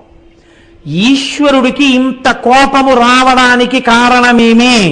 ఆయన భక్తుల జోలికి వెళ్ళడమే. అంతే. మహాకాల రూపంలో వచ్చి ఏమీ చెయ్యలేదుట, హుం అన్నాడంతే. బూడిద రాసులై పడిపోయాయి దూషణుడి సైన్యాలు. అంటే ఎంత వేడితో వచ్చిందో చూడండి. మరి అదే వేడి ఈ నలుగురిని చెనకదా? వేడికి ధర్మం కాల్చడం కదా, ఈ నలుగురు కూడా కాలిపోవాలి కదా. మరి కాలరు. ఎందుకని? అది పరమాత్మ స్వరూపం. అగ్నిహోత్రము ఒకడిని కాల్చి ఒకడిని వదలదు, కానీ ఈశ్వరానుగ్రహము. అందుకే నిన్నటి రోజున చెప్పాను, చేతిలో పట్టుకున్న ధనస్సు ఒకడికి భయకారకము, వేరొకడికి రక్షణ హేతువు. అలా ఆయన యొక్క హుంకారము దూషణుడి సైన్యాన్ని కాల్చింది, ఈ నలుగురిని కాపాడుకుంది. ఇది చూశారు. అబ్బబ్బబ్బా ఏమి స్వరూపం ఈ స్వరూపం! చచ్చిపోయే వాళ్ళని చంపకుండా మిగల్చగలిగినటువంటి రూపం ఈ రూపం. ఈ కోణం దర్శించారు వాళ్ళు. చంపేసే రూపంగా చూడలేదు, చచ్చిపోయే వాళ్ళని వదలగలది ఈ రూపం. ఇంతమందిలో నలుగురు వదిలింది తన భక్తుల్ని. కాబట్టి ఇది మహాకాళ స్వరూపం. ఈశ్వరానుగ్రహం ఉన్నవాడికి అపమృత్యువు లేదు. ప్రదోష వేళలో శివమహాపురాణ అంతర్గతంగా ఇటువంటి క్షేత్రములకు సంబంధించిన మాటలు వినడము చేత మీరు శాబ్దికంగా ఉజ్జయినిలో మహాకాళ దర్శనం చేసేసినట్టే. ఆ ఫలితము ఉత్తర క్షణం మీ ఖాతాల్లో పడిపోతుంది. కాబట్టి ఇప్పుడు ఏమైంది? ఆ స్వరూపాన్ని చూసి పొంగిపోయారు దేవతలు. కాలరూపంలో వెళ్ళడం మేము చూసాం, ఇప్పుడు అది సాకారమై నిలబడింది, ఇలా కనపడదు ఇప్పుడు. కాబట్టి వాళ్ళందరూ వచ్చి స్తోత్రం చేశారు, ఈశ్వరా ఈ రూపం మీరు ఇక్కడ లింగ రూపంలో వెలియండి. దేని కొరకో తెలుసా? పాపం ఎదరెదర వీళ్ళు నలుగురే కాదు, మిమ్మల్ని నమ్మిన వారు ఎందరో ఉంటారు. నేను మొట్టమొదట మీతో ఒక మాట విజ్ఞాపన చేయడానికి కారణం అదే. ఆచారము తెలిసి భక్తితో వెళ్ళేవాళ్ళు, ఆచారము తెలియక భక్తితో వెళ్ళేవాళ్ళు. కానీ ఇద్దరూ సజ్జనులే, కానీ తెలుసున్నది అనుష్ఠానములో మాత్రం పెట్టాలి. ఇటువంటి సజ్జనులు, నీ మీద పూనిక ఉన్నవాళ్ళు, ఉన్నాడని నమ్మిన వాళ్ళు ఎవరొస్తున్నారో వాళ్ళు కాలమునందు పడిపోకుండా చూడవలసినటువంటి బాధ్యత, అటువంటి అనుగ్రహ ప్రసరణము కొరకు నీవు ఇక్కడ స్వయంభూలింగంగా ఉండాలని అడిగారు. తప్పకుండా ఉంటానని ప్రసన్నమూర్తి అయి వెంటనే మహాకాళలింగముగా ఆవిర్భవించాడు. ఆ మహాకాళలింగమే ఉజ్జయినిలో 3 అంతస్తులుగా ఉంటాయి శివలింగాలు. కింద నుండేటటువంటిది మహాకాళలింగం, మధ్యలో ఓంకారలింగం, ఆ పైన నాగేంద్ర స్వరూపమైనటువంటి లింగం. 3 లింగాలుగా ఉంటుంది. ఈ కింద నుండేటటువంటి మహాకాళలింగాన్ని భక్తులు వెళ్ళి దర్శనం చేసుకుంటూ ఉంటారు. ఈ ఉజ్జయినిలో ఉన్న శివలింగము దగ్గరే ఒక ఆశ్చర్యకరమైన సంఘటన జరిగింది. చంద్రసేనుడు అని ఒక మహారాజు గారు, ఆయన ఈ ఉజ్జయిని రాజ్యాన్ని పరిపాలిస్తున్నాడు. గొప్ప శివభక్తుడు, ప్రతిరోజు శివార్చన చేసేవాడు. ఈ శివార్చనకి మిచ్చి పరమశివుడికి అత్యంత సన్నిహితుడైనటువంటి మణిభద్రుడు అన్న ఆయన, మా స్వామిని కొలిచేటటువంటి వాడు వీడు అని ఆయనకు ఒక మణిని బహూకరించాడు. ఈ మణిని నువ్వు కంఠంలో పెట్టుకుంటే ఇది రాగి, ఇత్తడి, ఇనుము దేన్ని తగిలినా బంగారంగా మారిపోతుంది. దేశంలో క్షామ ఉండదు, లేకపోతే అతివృష్టి ఉండదు, నీ దేశంలో అందరూ సుభిక్షంగా ఉంటారని ఆ మణినిచ్చాడు. ఆ మణికట్టుకు తిరుగుతుండేవాడు చంద్రసేనుడు. హాయిగా ఆయన రాజ్యం అంతా ఎంతో సంతోషంగా ఉంది. ఒకడు బాగుపడ్డమే కదండి మిగిలిన వారు ఏడవడానికి కారణమవుతుంది. కాబట్టి ఇప్పుడు లోకంలో ఉన్న రాజులందరూ ఒక తాటి మీదకి వచ్చారు. దీని కొరకు వచ్చారు? వాడు అంత సుఖంగా ఉండడం ఏమిటి? మీరు చూడండి లోకం ఎంత చిత్రంగా ఉంటుందో. ఎందుకు సుఖపడుతున్నాడలా అని అడిగి తాను కూడా మార్గంలో వెళ్ళిన వాళ్ళు కారు. ఆయన ఎందుకు అలా సుఖపడాలి? కాబట్టి ఆయన దగ్గరున్న మణి మనం ఎత్తుకొచ్చేస్తే దీనికి ఒక పూత పూశారు. ఏం పూత పూశారు? క్షాత్రధర్మము. క్షాత్రం ఉన్నది మేము క్షత్రియులం, మేము రాజులం. బలమైనటువంటి వస్తువు, గొప్ప వస్తువు ఎవరి దగ్గర ప్రకాశిస్తోందో దాన్ని తెచ్చే అధికారం మాకుంది. ఒక్కడు వెళ్ళడానికి భయం, ఆయన శివభక్తుడు. అక్కడ మహాకాళలింగం వచ్చిందోసారి, కాబట్టి అందరం కట్టకట్టుకుని ఎడితే గొడవ ఉండదు, భయం ఉండదు ఇంకా. కాబట్టి ఇప్పుడు అందరూ కలిసి బయలుదేరారు.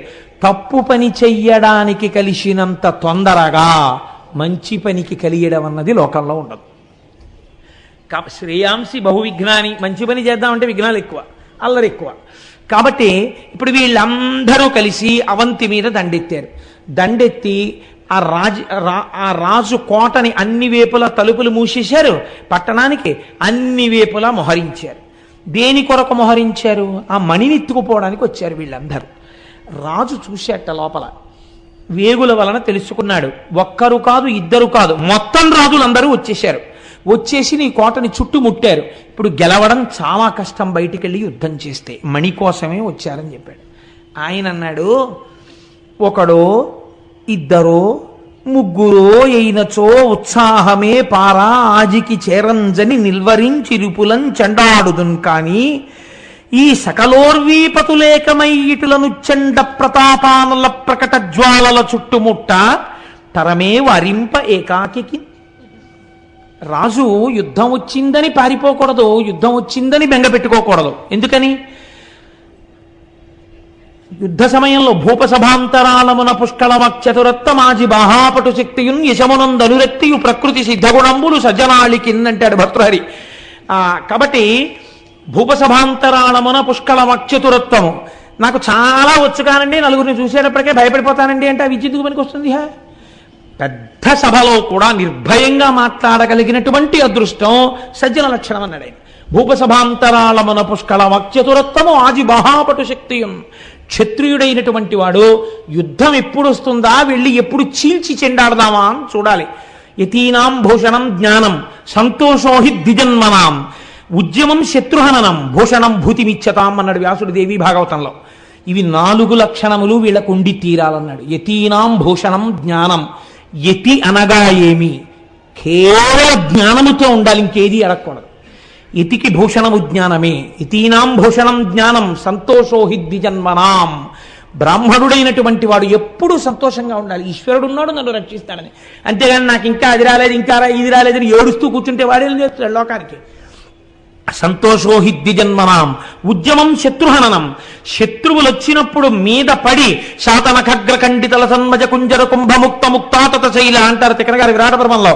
ఏనుగు యొక్క కుంభస్థలం మీదకి దూకి తన యొక్క వాడిగోళ్లతో తీల్చి ముత్యాలు వెదజల్లుదామని చూసేటటువంటి సింహంలా ఉండాలి క్షత్రియుడు, మహారాజు అన్నవాడు. కాబట్టి నాకు బెంగలేదు, యుద్ధానికి వెళ్ళడం అంటే సంతోషమే. కానీ ఒక్కరో ఇద్దరో ముగ్గురో వస్తే అలా వెడతాను. లోకములో ఉన్న రాజులందరూ కట్టకట్టుకుని యుద్ధానికి వస్తే ఏకాకిని పోరాడడం తేలిక. కాబట్టి ఇప్పుడు ఎంత గొప్ప మాట చెప్తున్నాడో చూడండి. ధర్మలోపం లేదు ఆయన యందు. ధర్మలోపం ఎవరి యందుంది? బయటున్న వాళ్ళ యందుంది. క్షాత్రమని అడ్డు పెట్టుకుని మణి కోసం వచ్చారు వాళ్ళు దారి దొంగలు. ఈయనో యుద్ధం చేయడానికి, దేహత్యాగం చేయడానికి, లేదా వాళ్ళని ఓడించడానికి నాకు బెంగలేదు. కానీ ఇంతమంది వచ్చినప్పుడు యుద్ధం చేయడం ఏకాకికి ఎలా కుదురుతుంది? చెయ్యొచ్చా? తెగబడి సైన్యాన్ని ప్రజల్ని తీసుకెళ్లి యుద్ధం చేస్తే ఇంతమంది చచ్చిపోతే రాజు దూరదృష్టి ఉన్నవాడని రేపు లోకం అంటుందా? కాబట్టి నేను ఇప్పుడు ఏం చెయ్యాలి? ఆయన ఏం చేశాడంటేట, ఇన్ని ఆలోచనలు నాకెందుకు, నేను ఎవరిని నమ్మితే ఈ మణి వచ్చింది, ఈ మణి ఆయన్ని నమ్మి నేను పూజ చేశాను, ఆయన యొక్క అంత్యవాసులలో ఒకడు సంతోషించి నాకు ఈ మణిని ఇచ్చాడు, ఎవడు నాకు ఈ మణి ఇవ్వడానికి కారకుడో వాడి పాదాలే నేను గట్టిగా పట్టుకుంటాను, నన్ను రక్షించుకోవడం వాడి కర్తవ్యం. యుద్ధమే రాని శరీరమే పోని. కాబట్టి దేవాలయంలోకి వెళ్ళి కూర్చుని ఇప్పుడు పూనికతో పూజ చేశాడు. మీరు ఒక్కటి అర్థం చేసుకోండి, అయ్యా మీకు ఇక్కడ సెల్ ఫోన్తో చాలా అవసరం ఉంటే మీరు బయటికి వెళ్ళండి. మీకు సెల్ ఫోన్తో అవసరం ఉంటే బయటికి వెళ్ళిపోవచ్చు, మీ వల్ల ఇతరులు డిస్టర్బ్ కాకూడదు. మీకు అవసరం లేదనుకుంటే దగ్గర కూర్చుని సెల్ ఫోన్ ఆఫ్ చేయండి. మీ సెల్ ఫోన్ ఆన్ చేసుకోవడానికి దగ్గరగా కూర్చుని సభలో కూర్చోడం. కాబట్టి ఆయన ఇంతమంది వచ్చి ఆ దేవాలయం బయట కూర్చుని ఉంటే లోపలికి వెళ్ళి శివారాధన చేస్తున్నాడు. ఆ శివారాధన చేయడంలో ఆయన భక్తి పరిఢవిల్లి ఉంది. ఆ సమయంలో ఎప్పుడెప్పుడు మీకు భక్తి చాలా పూనికతో ఉంటుందో అప్పుడప్పుడు మీ పూజ చాలా అందంగా ఉంటుంది. మీరు యాంత్రికమైన పూజ చేస్తున్నారనుకోండి, దాని యందు నిష్ట లేదు. వచ్చేది ఒకందుకు, వెళ్ళేది పురాణం వినడానికి, కూర్చుని చేసేది సెల్ ఫోన్ ఆపరేషన్. ఎందుకది? అసందర్భమైన పని చేసుకోవడం ఎలా ఉంటుందో చిత్తశుద్ధి లేని పూజ అలా ఉంటుంది. కాబట్టి ఏమైంది? అలాంటి పూజ అందం ఇవ్వదు, చూసేవాడికి కూడా సౌభాగ్యాన్ని ఇవ్వదు. కానీ అలా చేసినటువంటి పూజ కాదైంది. ఆయన పూనికతో చేస్తున్నాడు. నాకు ఈ శివుడున్నాడు, నన్ను రక్షించి తీరుతాడు. ఈ పూనికతో పూజ చేస్తున్నాడు. సంతోషంతో ఒక్కొక్క మారేడు దళం తీస్తున్నాడు. ఓం నిధనపతయే నమః, ఓం నిధనపతాంతికాయ నమః, ఓం ఊర్ధ్వాయ నమః అని వేస్తున్నాడు. వెనకేమిటి? ఇంతమంది సైన్యం చుట్టుముట్టి ఉన్నారు. కడుపులో ఏమైనా బెంగ ఉందా? ఏమీ లేదు. ఆయన ఉన్నాడు, నన్ను కాపాడతాడు. ఇంత పూనికతో పూజ చేసుకుంటున్నాడు. ఇంత పూనికతో పూజ చేస్తుంటే దేవాలయంలో దర్శనం చేసుకోవడానికి ఒక గోపాల బాలుడు వచ్చాడు. ఆయన పశువులు కాసుకునేటటువంటి కుటుంబంలో పుట్టినవాడు. మీరు చూడండి, భగవంతుని యందు భక్తితో కూర్చున్నటువంటి సందర్భం అసలు ఆ వంశాన్నే ఎంతవరకు ఉద్ధరిస్తుందో చూడండి. అందుకే భక్తి శైశవమునందు ఏర్పడాలి అని నేను మొన్నటి రోజున మీకు చెప్పడానికి కారణం, ఈ పిల్లవాడు తల్లితో కలిసి శివాలయంలోకి వచ్చాడు. పూజ ఎవరు చేస్తున్నారు? రాజుగారు చేస్తున్నారు. లోపల రాజుగారు పూజ చేస్తున్నారు, మీరు వెళ్ళొద్దన్నారా? అనలేదు. ఈశ్వరుడు అందరివాడు కాబట్టి అందరినీ రమ్మని ఆయన చెప్పాడు. కాబట్టి ఒక గోపకాంత తన పిల్లవాడితో కలిసి గుడిలోకి ప్రవేశించగలిగింది. ఇప్పుడు మీకు ఏమర్థం అవ్వాలి? శివపురాణం చదువుతున్నప్పుడు రాజుగారు పూజ చేసుకుంటున్నప్పుడు గోపకాంత తన కుమారుడితో కలిసి అంతరాలయములోకి వెళ్ళగలిగింది అంటే ఆయన భగవంతుడు అందరి సొత్తు అని నమ్మాడు తప్ప నా ఒక్కడి సొత్తు ఆయన నమ్మినవాడు కాడు. అంటే ఎంత ధర్మాత్ముడై ఎంత నిజమైన భక్తితో ఉన్నవాడో చూడండి రాజు. కాబట్టి ఇప్పుడు ఆ గోపకాంత ఆ పిల్లవాడిని తీసుకుని లోపలికి వెళ్ళింది. ఇద్దరూ దర్శనం చేశారు. అంటే అందరూ వింటారు, ఆవిడ లీలావతి వింది. లీలావతి గర్భంలో ఉన్న ప్రహ్లాదుడు విన్నాడు నారదుడు చేసిన ఉపదేశం. కానీ లీలావతి తలకెక్కిందా? గర్భస్థమైనటువంటి ప్రహ్లాదుడి తలకెక్కింది ఉపదేశం. అలా చూడండి, ఇద్దరూ వచ్చారు. పరిణతిని పొంది పెద్దదైనటువంటిది గోపకాంత. గోపకాంత యొక్క చిన్ని పిల్లవాడు ఈ పిల్లవాడు. ఇద్దరూ వచ్చి అక్కడ నిలబడ్డారు. ఇద్దరూ నమస్కారం చేశారు. ఇద్దరూ బయటికి వెళ్ళిపోయారు. భగవంతుడి అనుగ్రహం ఎవరి మీద ఎలా వర్షిస్తుంది అంటే లోపల ఉండేటటువంటి మనస్సు యొక్క స్థితిని బట్టి ఉంటుంది. ఇప్పుడు ఇద్దరూ దర్శనం చేసిన గోపకాంత మనస్సు చిన్నపిల్లవాడి మనస్సు అంతగా భగవంతుని యందు కేంద్రీకరింపబడలేదు. ఆ పూజ చూస్తూ పిల్లవాడి మనస్సు ఉప్పొంగిపోయింది. ఉప్పొంగిపోయి అబ్బా రాజుగారు ఎంత బాగా పూజ చేస్తున్నాడో నేను కూడా అంత బాగా పూజ చెయ్యాలి అనుకున్నాడు. వాడికి ఏమొచ్చు పూజ చేయడం. ఇంటికి వెళ్ళిపోయారు. ఆ గొల్లకాంత లోపలికి వెళ్ళి తన పని తాను చక్క పెట్టుకుంటోంది. పిల్లవాడిని విడిచిపెట్టింది. ఈ పిల్లవాడు ఆడుకుంటూ ఆడుకుంటూ ఎక్కడో వాడి దృష్టి అంతా దేని మీద ఉంది? రాజుగారు ఎలా లింగార్చన చేశాడో మనం అలా లింగార్చన చెయ్యాలి. ఇప్పుడు వాడు శివలింగం కోసం వెతుకుతున్నాడు అర్చన చేయడానికి. వాడికి శివలింగంగా ఏది కనపడింది? ఒక గుండ్రాయి కనపడింది. అక్కడ ఓ రాయి పడింది. ఆ రాయి వాడికి శివలింగంలా కనపడింది. వాడు వెంటనే రాతిని చూడలేదు, లింగాన్ని చూశాడు. వాడు ఆ శివలింగం అని అక్కడ పెట్టాడు. వాడికి ఏమొచ్చి ఇప్పుడు పూజ? వాడికి ఏమి రాదు పూజ. అందుకని అలా వెళ్ళాడు. ఆయన మారేడు దళాలు వేయడం చూశాడు. 4 చెట్ల ఆకులు పట్టుకొచ్చాడు. వాడికి శివ అనడం తప్ప ఇంకేమీ తెలియదు. నేను మీకు మొట్టమొదట చేసుకున్న విజ్ఞాపన ఇదే. ఇప్పుడు ఇక్కడ ఆచారం ఉన్నదని మీరు చెప్పగలరా? రాజు చేస్తున్న పూజ యందు సదాచారం ఉంది. గొల్లపిల్లవాడు చేస్తున్నటువంటి పూజ యందు సదాచారం ఉన్నదా? కేవల భక్తి ఉన్నది. అక్కడ భక్తితో కూడిన సదాచారం ఉన్నది. ఎక్కడ ఏ స్థాయిలో ఉండాలో ఆ స్థాయిలో ఉన్నాయి రెండూను. అందుకని ఒక ఆయన మడిబట్ట కట్టుకుని అవకాశం ఉండి పూజ చేసుకుంటున్నాడు అనుకోండి, మీరు పరిహసించకూడదు. ఆయనకు అవకాశం ఉంది, చక్కగా ఓ మడిబట్ట కట్టుకుని పూజ చేసుకుంటున్నాడు. నీకు మడిబట్ట కట్టుకునేటటువంటి అవకాశం ఆ రోజు కలగలేదు. ఇంటి నిండా మనవలు ఉన్నారు, వచ్చి ముట్టుకుంటున్నారు. నవ్వుతూ హాయిగా సంతోషంగా పూజ చేసుకో. చిన్నపిల్లలు ఈశ్వర రూపంలో నన్ను తాకారనుకుని పూజ చేసేసుకో. అప్పుడు నీకు సమస్య లేదు. భక్తి యందు ఈ స్థాయి భేదాన్ని మీరు అర్థం చేసుకోవాలి. లేకపోతే అది అర్థం ఉండదు. అందుకే నేను చెప్పాను, రోగానికి పథ్యము మందు రెండు ఎలా అవసరమో, కానీ భక్తి యందు మాత్రం ఒక్కొక్కసారి పథ్యం లేనటువంటి మందు సరిపోతుంది. ఎలా? ఆచారం లేని భక్తి సరిపోతుంది. ఇక్కడ సరిపోయింది. ఎందుకంటే ఆ పిల్లాడికి ఏం తెలియదు. అసలు తెలియకపోయినా ఈశ్వరుడు మన్నించాడంతే. భవరోగం తీసేశాడు. ఎలా తీసేశాడు? వాడు ఆ గుండ్రాయిని అక్కడ పెట్టాడు. గుండ్రాయిని అక్కడ పెట్టి తెచ్చుకున్న ఆకులు తీశాడు. శివ శివ శివ, ముందు ఓం లేదు, చివర నమః లేదు. వాడు మడిబట్ట కట్టుకోలేదు. వాడికి ఏమీ తెలియదు. వాడికి అభిషేకం తెలియదు. వాడికి పురుష సూక్తం తెలియదు. వాడికి షోడశోపచారాలు తెలియవు. వాడి దగ్గర నైవేద్యం లేదు. కానీ వాడు ఒక్కొక్క ఆకు తీస్తున్నాడు, వేస్తున్నాడు. శివ శివ శివ అంటున్నాడు. ఇలా అంటూ ఉండడంలో వాడికి ఎవరు కనపడుతున్నారు కళ్ళల్లో? రాజుగారు మహాకాళలింగానికి చేస్తున్న పూజ ఇక్కడ కనపడుతోంది. ఇప్పుడు వాడి మనస్సులో వాడు అలాగే మహాకాళలింగానికి చేసేస్తున్నాడు. మీరు అనుకున్న పని, మీరు అనుకున్న కోరిక మీకు తీరగానే మీలో గొప్ప తృప్తి వచ్చేస్తుంది. ఆ తృప్తిలోంచి ఆనందం ఉద్భవిస్తుంది. నేను ఈ శివ పూజ చేసుకుంటున్నాననుకోవడంలో వాడు ఆ ఆనందంలో కన్నులు మూతపడిపోయాయి. పైకి నామం ఆగిపోయింది. కానీ ఆ పైన గుండ్రాయిపోయి ఇక్కడ వాడికి మహాకాళలింగం వచ్చేసింది. వచ్చేసి వాడు ఇక్కడ అర్చన చేసేస్తున్నాడు. అలా కూర్చుని స్తంభీభూతుడైపోయాడు. అంటే భావనా పరిపుష్టి చిన్న కారణం చేత ఒక పిల్లవాడు పొందేయగలిగాడు. మీరు తారతమ్యాన్ని గమనించండి జాగ్రత్తగా. ఇది లేని పూజ, ఇది పొందని పూజ ఎంత చేసినా నిరుపయోగమే. కాబట్టి ఇప్పుడు గొల్లవనిత బయటికి వచ్చింది. ఆ పిల్లవాడికి అన్నం పెడదామని వచ్చింది. అన్నం పెడదామని అమ్మ రావాలా? అమ్మ అన్నం పెట్టమ్మా, అన్నం పెట్టమ్మా అని పిల్లాడు తిరగాల? అది పిల్లవాడు తిరిగే వేళ తిరగట్లేదు. ఏమిటి వీడు తిరగట్లేదని అమ్మ వచ్చింది. కానీ వాడు అంతర్ముఖుడై కూర్చుని ఉండిపోయాడు. చూసింది తల్లి.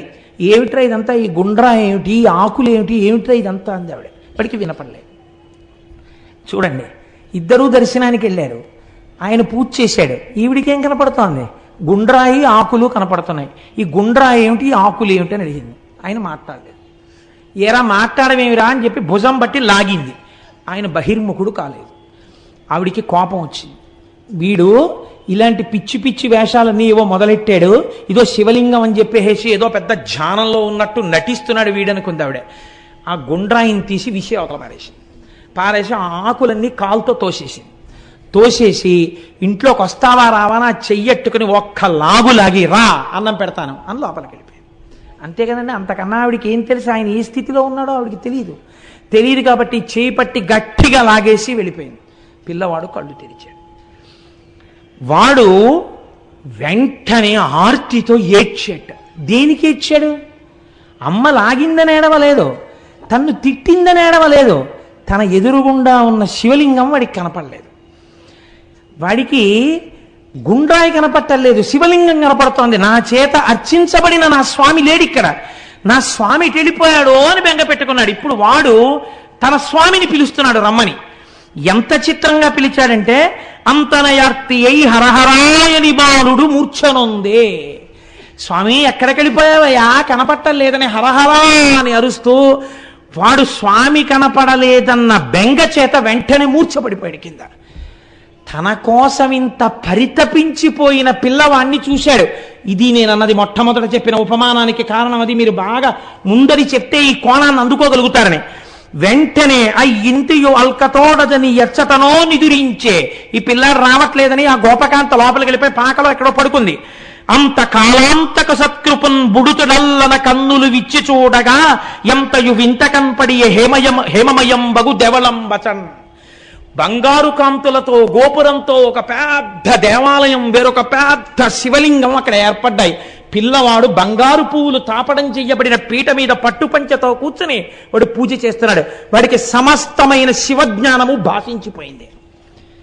ఇప్పుడు అమ్మకి ఏదో వినపడింది. ఏమిటి గంటలేమిటి, ఎవరో చేస్తున్న అభిషేకాలు ఏమిటి, పూజలు ఏమిటి, ఈ నామాలు ఏమిటి, ఘోష ఏమిటిని బయటికి వచ్చింది. పెద్ద దేవాలయం తెల్లబోయింది. లోపలికి వెళ్ళి చూసింది. పిల్లవాడు బంగారు పువ్వుల పీట మీద కూర్చుని పూజ చేస్తున్నాడు. నా వంశమే తరించిపోయిందిరా తండ్రి, ఈ పూజ చేశామని నాకు తెలియదురా అని వెళ్ళి బిడ్డన్ని కౌగిలించుకుంది. ఆనందపడిపోయింది. ఈ సమయంలో స్వామి హనుమ అక్కడ ఆవిర్భవించారు. ఎత్ర ఎత్ర రఘునాథ కీర్తనం తత్ర తత్ర కృతమస్తకాంజలిం బాష్పవారి పరిపూర్ణలోచనం మారుతిం నమతరాక్షసాంతకం. అక్కడ స్వామి హనుమ ప్రత్యక్షమై ఒక మాట చెప్పారు. ఎవడు నొసట భస్మరేఖలను పెట్టుకుంటాడో, లలాటమునందు బొట్టు పెట్టుకుంటాడో, మెడలో రుద్రాక్షమాల దాల్చి ఉంటాడో, నాలుక చివర శివనామము పలుకుతున్నాడో వాడికి మోక్షము కరతలామలకము. ఈ పిల్లవాడికి ఏమీ తెలియకపోవచ్చు, ఆచారం తెలియకపోవచ్చు, వాడు నమ్మాడు పరమేశ్వరుణ్ణి. నమ్మి పూజ చేశాడు ఒక గుండ్రాయికి, అది శివలింగమైంది. చూశారా, దీనివల్ల వీడు పొందపోతున్నటువంటి భాగ్యమేమో మీకు తెలుసా అని అడిగాడు. వీడి వంశం గొప్ప గొప్ప వాళ్ళందరూ ఈ గొల్ల వంశంలో పుడతారు. వీడు గొప్ప ఐశ్వర్యాన్ని అనుభవిస్తాడు. వీడి పేరు చిరస్థాయిగా ఉండిపోతుంది. కాదు, 8 తరాలు వెళ్ళిన తరువాత సాక్షాత్తు మళ్ళీ పరబ్రహ్మమే గోపాల బాలుడై ఈ భూమి మీద నడయాడతాడు.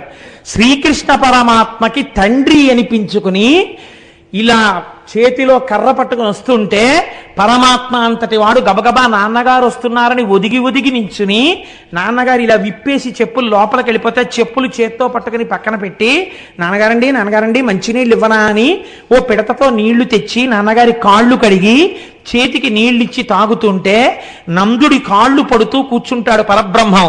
వీడు నా కొడుకు అని తొడ మీద కూర్చోబెట్టుకుంటాడు పరమాత్మని. తెలియాలా? తెలియక్కర్లేదు.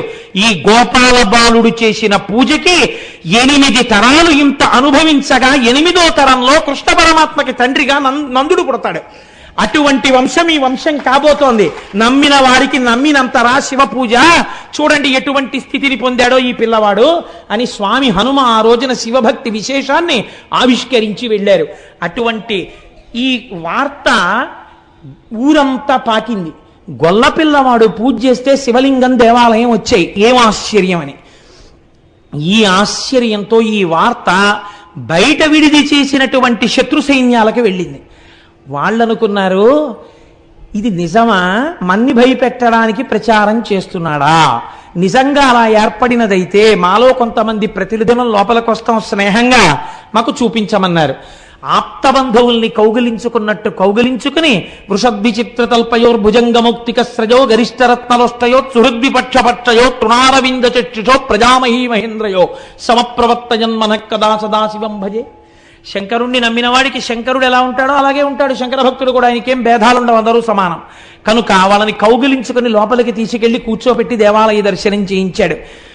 ఒక గోపాల బాలుడు ఇంత భక్తి పరిపుష్టి కలిగినటువంటి వాడి రాజ్యంలో ఉంటే ఇంకా మిగిలిన వాళ్ళు ఎంతటి పరమ భక్తులో, మనమే లోపలకొచ్చి రాజు మీద చెయ్యి వేస్తే వాళ్ళు శంకరుణ్ణి హరహరా అని ప్రార్థన చేస్తే మన బతుకులేమవుతాయో, మన వంశాలేమవుతాయో. ఎందుకు వచ్చిన గొడవ? ఈ చంద్రసేనుడికి నమస్కారం చేసి మనం వెళ్ళిపోదామని రాజులందరూ వెనక్కి తిరిగి వెళ్ళిపోయారు. చంద్రసేనుడు హాయిగా రాజ్యం చేశాడు. ఈ రకంగా ఆ ఉజ్జయిని యందు మహాద్భుతమైనటువంటి దేవాలయము, మహాకాళేశ్వరుని యొక్క దేవాలయము ఆవిర్భవించింది. మీకు విచిత్రం ఏమిటో తెలుసా అండి? ఉజ్జయిని యందు ఒక చిత్రం ఉంది. సంవత్సరానికి ఒక్కసారి వర్షాకాలానికి ముందర పర్జన్యానుష్ఠానము అని చెప్పి ఒక అనుష్ఠానం చేస్తారు. వర్షాలు బాగా పడాలి, పంటలు పండాలి అని ఆయన దేవాలయంలో కూర్చుని అనుష్ఠానం చేస్తారు. ఇది పూర్తి అవగానే ఆకాశంలో నల్లటి మబ్బులు పట్టి వర్షాలు పడతాయిట ఇప్పటికీ కూడా ఉజ్జయినిలో. అంత గొప్ప ఆలయం ఆ ఆలయం. ఈ ఉజ్జయినిలో ఉన్నటువంటి మహాకాళేశ్వరుడు వెలిసినటువంటి ప్రాంతము కిందనే శంఖు యంత్రము అనబడేటటువంటి చాలా ఆశ్చర్యకరమైనటువంటి యంత్రం ఉన్నది అని పెద్దలు నమ్ముతారు. శంఖం దేనికి గుర్తు అంటే విజయానికి గుర్తు. అందుకే కురుక్షేత్ర యుద్ధం ప్రారంభం అయ్యే ముందు సంజయుడిని అడుగుతాడు ధృతరాష్ట్రుడు, ఏం చేస్తున్నారు మామకా పాండవాశ్చైవ కిమకుర్వతు సంజయ అంటాడు. ఏం చేస్తున్నారయా మా వాళ్ళు కౌరవులు అంటే, పాండవులందరూ శంఖాలు ఊదుతున్నారు అన్నాడు. మా వాళ్ళు ఊదట్లేదని ఇంకా చెప్పక్కర్లేదు. అంటే ఎవరు శంఖం ఊదాడో వాడికి విజయం కలుగుతుంది. శివార్చన యందు శంఖం ఊదుతారు. మనం అరుణాచలం వెళ్ళినప్పుడు అరుణాచల గిరి ప్రదక్షిణంలో మీరు చూశారు కదా, ఆ శివ కుటుంబం కొండ మీద కనపడుతున్న దగ్గర అయ్యా ఒక్కసారి శంఖం ఊదండి అంటే ఒక పావలా కూడా అరక్కుండా వాళ్ళు 2 శంఖాలు ఊతారు గట్టిగా. అంటే విజయానికి గుర్తు ఆ శంకర దర్శనం. కాబట్టి శంఖయంత్రం ఆయన కింద ఉన్నది. కాబట్టి మహాకాళేశ్వరుడి దగ్గరికి వెళ్ళి దర్శనం చేసుకున్నవాడు ఎటువంటి విజయాన్నైనా పొందుతాడు. చంద్రసేనుడు పొందలా? అటువంటి విజయాన్ని పొందుతాడు. ఎటువంటి కోర్కెలు తీరుతాయి, అపమృత్యు దోషం పోతుంది. ఎవరికైనా అటువంటి ప్రమాదం ఉన్నదని బెంగపెట్టుకున్న వాళ్ళు ఉజ్జయిని వెళ్ళి మృత్యుంజయ మహామంత్ర జపం చేయించుకుంటూ ఉంటారు, అభిషేకం చేయించుకుంటూ ఉంటారు. దేవి అవంతిక అని అమ్మవారికి పేరు. అమ్మవారి అనుగ్రహంతోనే ఆ పట్టణం ఏర్పాటైంది అని. ఇక్కడ ఉండేటటువంటి కాళికాదేవి ఒక కోటలో ఉంటుంది. అక్కడే ఆవిడ రాత్రి వేళ పట్టణమంతా సంచరించి తెల్లవారేసరికి దేవాలయంలోకి వెళ్ళిపోతుంటే కాళిదాస మహాకవి వెళ్ళి తలుపులు వేసుకుని లోపల కూర్చుంటే తెల్లవారిపోతోంది. అంటే నాకు బాగా జ్ఞానం ఇవ్వాలి నువ్వంటే అయితే తలుపు సందులోంచి నాలుక బయట పెట్టమంది. తలుపు సందులోంచి కాళిదాస మహాకవి ఇలా బయట పెట్టగానే బీజాక్షరాలు రాసేసింది అమ్మవారు. తలుపులు తీసి అమ్మవారిని చూసి శ్యామలాదండకం చేశాడు అప్పుడే మహానుభావుడు. కనుక కాళిదాస మహాకవికి జ్ఞానమబ్బినటువంటి క్షేత్రము ఉజ్జయిని క్షేత్రం. ఇప్పటికీ ఎప్పటి నుంచో, ఎన్ని వేల సంవత్సరాల నుంచో ఉజ్జయినిలో ఉన్నటువంటి అంతరాలయమునందు 2 జ్యోతులు వెలుగుతుంటాయి. వాటిని రెండింటిని అఖండ దీపములు అని పిలుస్తారు. ఆ అఖండ దీపములను కూడా మీరు జ్యోతిగా భావన చేయవచ్చు, జ్యోతిర్లింగముగా భావన చేయవచ్చు. కనుక ఈశ్వరుణ్ణి దానిలో మీరు చూడవచ్చు. చిత్రం ఏమిటో తెలుసా అండి? ఒక్క ఉజ్జయిని దేవాలయంలో ఒక చిత్రమైనటువంటి మందిరం ఉన్నది. దాన్ని భస్మ మందిరము అని పిలుస్తారు. అక్కడ ఆవుల యొక్క పేడతో మన పెద్దలు ఋషులు ఎంత గొప్ప నిర్ణయం చేశారండి. ప్రపంచంలో పిపీలికాది పర్యంతంలో ఏ జీవి విడిచిపెట్టినటువంటి మలమైనా దుర్వాసనతో ఉంటుంది. ఒక్క ఆవు మాత్రం గడ్డి తిని పేడ వేస్తుంది. ఆవు పేడ చేత్తో పట్టుకుంటే సువాసన వస్తుంది, సరికదా సూక్ష్మక్రిముల్ని చంపేస్తుంది. అన్నిటినీ మించి ఆ ఇంట ఎంత అమంగళకరమైన వారు తిరిగినా శౌచమిస్తుంది. అందుకే ఆవు పేడ కలిపినటువంటి నీళ్లు పూర్వం ఇళ్లల్లో చల్లి అదంతా శుద్ధి చేసుకోవడం అనేటటువంటి ఆచారం వచ్చింది. రేపటి రోజున మనం అక్కడ సుబ్రహ్మణ్యేశ్వర స్వామి వారి అభిషేకం చేసే రోజున కూడా చక్కగా ఆవు పేడ కలిపినటువంటి నీళ్లు ఆ ప్రాంతం అంతా చిలకరించి ఆ ప్రాంతాన్ని శుద్ధి చేసుకుందాం. మనం విన్నది ఆచరణలో పెట్టుకున్నప్పుడే కదా ఆనందం.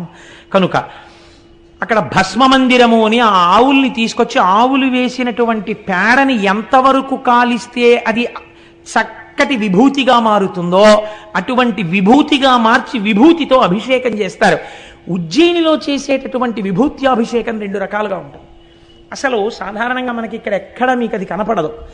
తెల్లటి పల్చటి బట్టలో విభూతిని పోసేస్తారు. చాలా మెత్తటి విభూతి, అది మూట కట్టేస్తారు. మూట కట్టి శివలింగం మీద పట్టుకుంటారు. పట్టుకుని విభూతితో అభిషేకం ప్రారంభం చేస్తారు. చేస్తున్నప్పుడు వెనక చదువుతుంటారు, నమస్తే అస్తు భగవన్ విశ్వేశ్వరాయ మహాదేవాయ త్రయంబకాయ త్రిపురాంతకాయ త్రికాగ్నికాలాయ కాలాగ్నిరుద్రాయ నీలకంఠాయ మృత్యుంజయాయ సర్వేశ్వరాయ సదాశివాయ శ్రీమన్మహాదేవాయ నమః అని చదువుతుంటే మనమైతే ఓ గ్లాస్ తోటో చెంచాతోటో ఇలా టిక్కు టిక్కు టిక్కు టిక్కు కొట్టి కొద్ది కొద్ది కొద్ది కొద్దిగా విభూతి వేస్తాం. వాళ్ళు అలా కాదు, ఈ విభూతి మూట పట్టుకుని ఆ మూటను కొడతారు. కొట్టినప్పుడు శివలింగం ఉన్న చోటే కాదు, మొత్తం అంతరాలయం అంతా భస్మతో నిండిపోతుంది. నిండిపోతున్నప్పుడు శంఖాలు, ఈ భేరీలు, పెద్ద పెద్ద మృదంగాలు ఇవన్నీ మోగిస్తుంటే మీరు ఒక అలౌకికమైనటువంటి స్థితికి వెళ్ళిపోయినటువంటి అనుభూతిని పొందుతారు. చిత్రం ఏమిటంటే నేను ఉజ్జయిని దర్శనం ఇప్పటి వరకు చేయలేదు. మరి ఇవి ఎలా నువ్వు చెప్తున్నావు? ఈశ్వరానుగ్రహం అనే మీరు అనుకోవచ్చు కదండి. లేకుండా నేనేం చేశానని నా చేత స్వామి చెప్పించాడు. దానికి ఏదైనా నేను నా ఎందు పెట్టుకుంటే నాకన్నా అహంకారి ప్రపంచంలో ఉండడు. ఏమీ చూడని వాడితో ఇన్ని చెప్పించాడంటే నా జన్మవాడు ఎంత ధన్యం చేసినవాడు. రేపు చూడబోతున్నాను, ఏప్రిల్ 5వ తారీఖున బయలుదేరి ఉజ్జయిని వెళ్ళబోతున్నాను. కనుక ఆ భస్మ మూటని పట్టుకుని కొడతారు. కొడితే ఆ భస్మ పడి అభిషేకం చేస్తారు. 2 అది మహాకాళ స్వరూపం. కానీ ఆ టికెట్ల గురించి మాత్రం అడగండి మహాప్రభు, దానికి ఏర్పాట్లు అయిపోయాయి, కొద్ది మందికే పెట్టుకున్నాం, దానికి కావలసిన ఏర్పాట్లు అయిపోయాయి కాబట్టి ఆ టికెట్ మాత్రం అడగండి. ఈ మాట ఎప్పుడైనా మనం వెళదాం కలిసి. కనుక ఆ మహాకాళ స్వరూపం కాబట్టి తెల్లవారుజామున పురుషుల్ని లోపలికి పంపిస్తారు. సంప్రదాయ దుస్తులతో లోపలికి వెళ్ళి అభిషేకం చెయ్యొచ్చు. అప్పుడే శ్మశానంలో ఫ్రెష్గా కాలినటువంటి శవం యొక్క భస్మని పట్టుకొస్తారు అర్చకులు. పట్టుకొచ్చి ఇస్తారు. అది మహాకాళ స్వరూపం తినేసింది కదండి. మరి అందుకని ఆయనకి ప్రీతి ఆయన స్వరూపాన్ని వెల్లడి చేయడంలోనే ఆ భస్మ పాత్రలు ఇస్తారు అందరికీ. చుట్టూ కూర్చుని ఆ శవభస్మతో అభిషేకం చేస్తారు స్వామికి. కానీ నిజంగా ఉంటున్నప్పుడు కైలాస పర్వతం మీద కూర్చున్నట్టే ఉంటుంది. ఆ మంత్రోచ్చాటనం, ఆ భేరీలు, ఆ మృదంగాలు అవన్నీ వాయిస్తూ అభిషేకం చేస్తారు. మనమేం చేస్తాం? వారణాసి వెళ్ళి చూడండి ఒకసారి. అసుర సంధ్య వేళ దాటిన తర్వాత చేసే అభిషేకం ఎలా ఉంటుందో అసలు ఒళ్ళు గగుర్పొడుస్తుంది. ఆ అభిషేకం చూస్తుంటే, ఆ ఢమరుకల నాదాలు వింటుంటే, అనువాకానికి వాళ్ళు చేసే చప్పుళ్ళు వింటుంటే అబ్బా ఏమిరా ఈ అభిషేకం అనిపిస్తుంది మనకి. అది శివానుగ్రహం పొందడం అంటే. శాబ్దికంగా ఒళ్ళు పులకరించిపోయి వెంట్రుకలు నిలబడిపోతాయి. శవభస్మతో స్వామి శంకరుడికి అక్కడ అభిషేకం జరుగుతుంది.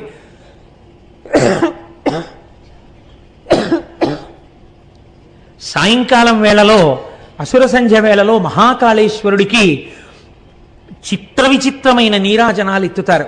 నక్షత్రహారతులు, కర్పూరహారతులు, జ్యోతిహారతులు, ఎన్ని రకాల హారతులు మంత్రోచ్చాటనాలతో ఎత్తి చూపిస్తుంటారు. దానికోసం ప్రత్యేక మహంతులు వస్తారు. వచ్చి ఈ దీపారాధనతో కూడినటువంటి జ్వాలని నీరాజనంగా చూపించే ముందు ఒక్క మహాకాళ క్షేత్రంలో మాత్రం ఒక నియమం ఉంది. మహాకాళంలో ఉన్నటువంటి మహాకాళేశ్వరుడికి నీరాజనం ఎత్తడానికి ముందు అక్కడికి సమీపంలోనే ఇంకొక శివలింగం ఉంది. ఆ శివలింగం పేరేమిటో తెలుసా అండి? కోటేశ్వర మహాకాళుడు. కోటేశ్వర మహాకాళుడికి ముందు పూజ చేస్తే తప్ప అసలు మహాకాళుడికి పూజ చేయడం నిషిద్ధం. కాబట్టి ముందు కోటేశ్వర మహాకాళుడికి నీరాజనాలు ఎత్తుతారు. ఆయనకి నీరాజనాలు ఎత్తి తర్వాత ఇక్కడికొచ్చి ఇక్కడ నీరాజనాలు ఇస్తారు. దీన్ని మీరు కోటేశ్వర మహాకాల దర్శనం కూడా చేయవలసి ఉంటుంది ఉజ్జయినిలో. ఏడాదికొక్కసారి స్వామివారు సవారీ పెడతారు. మనం ఊరేగింపు ఊరేగింపు అంటాం. ఊరేగింపు కాదు, ఊరిరిగింపు. ఊరిరిగింపు అంటే వీడు ఎలాగో గుళ్ళోకి రాడు స్వామి, నువ్వే గుళ్ళోంచి బయటికి రా అంటే స్వామివారే ఓ పల్లకీలో కూర్చుని బయటికి వస్తారు. బయటకు వస్తే అలా వీధుల్లోకి వస్తారు. వీడు టీవీ చూస్తూ ఉంటాడు. పాపం వాళ్ళ ఆవిడ మాత్రం అర్ధకురాలు ఓ బెల్లంగడ్డ ఇంత బియ్యం పట్టుకెళ్ళిస్తుంది. పట్టుకెళ్ళిస్తే స్వామి ఆ పల్లకీలోంచే ఇలా చూస్తారు. వాడు రాడు స్వామి, వాడు అలా సీరియల్స్ చూస్తుంటాడు. వాడి పేరు కోటేశ్వరరావు. వాడు అదిగో లోపల ఉన్నాడు. వాడి కిందటి ఏడాది ఏదో సంపాదించాడు, ఈ ఏడాది ఇంకా సంపాదించాడు. వాడికి అహంకారం, అలాగే కూర్చుంటాడు. నువ్వు వచ్చినా రాడు.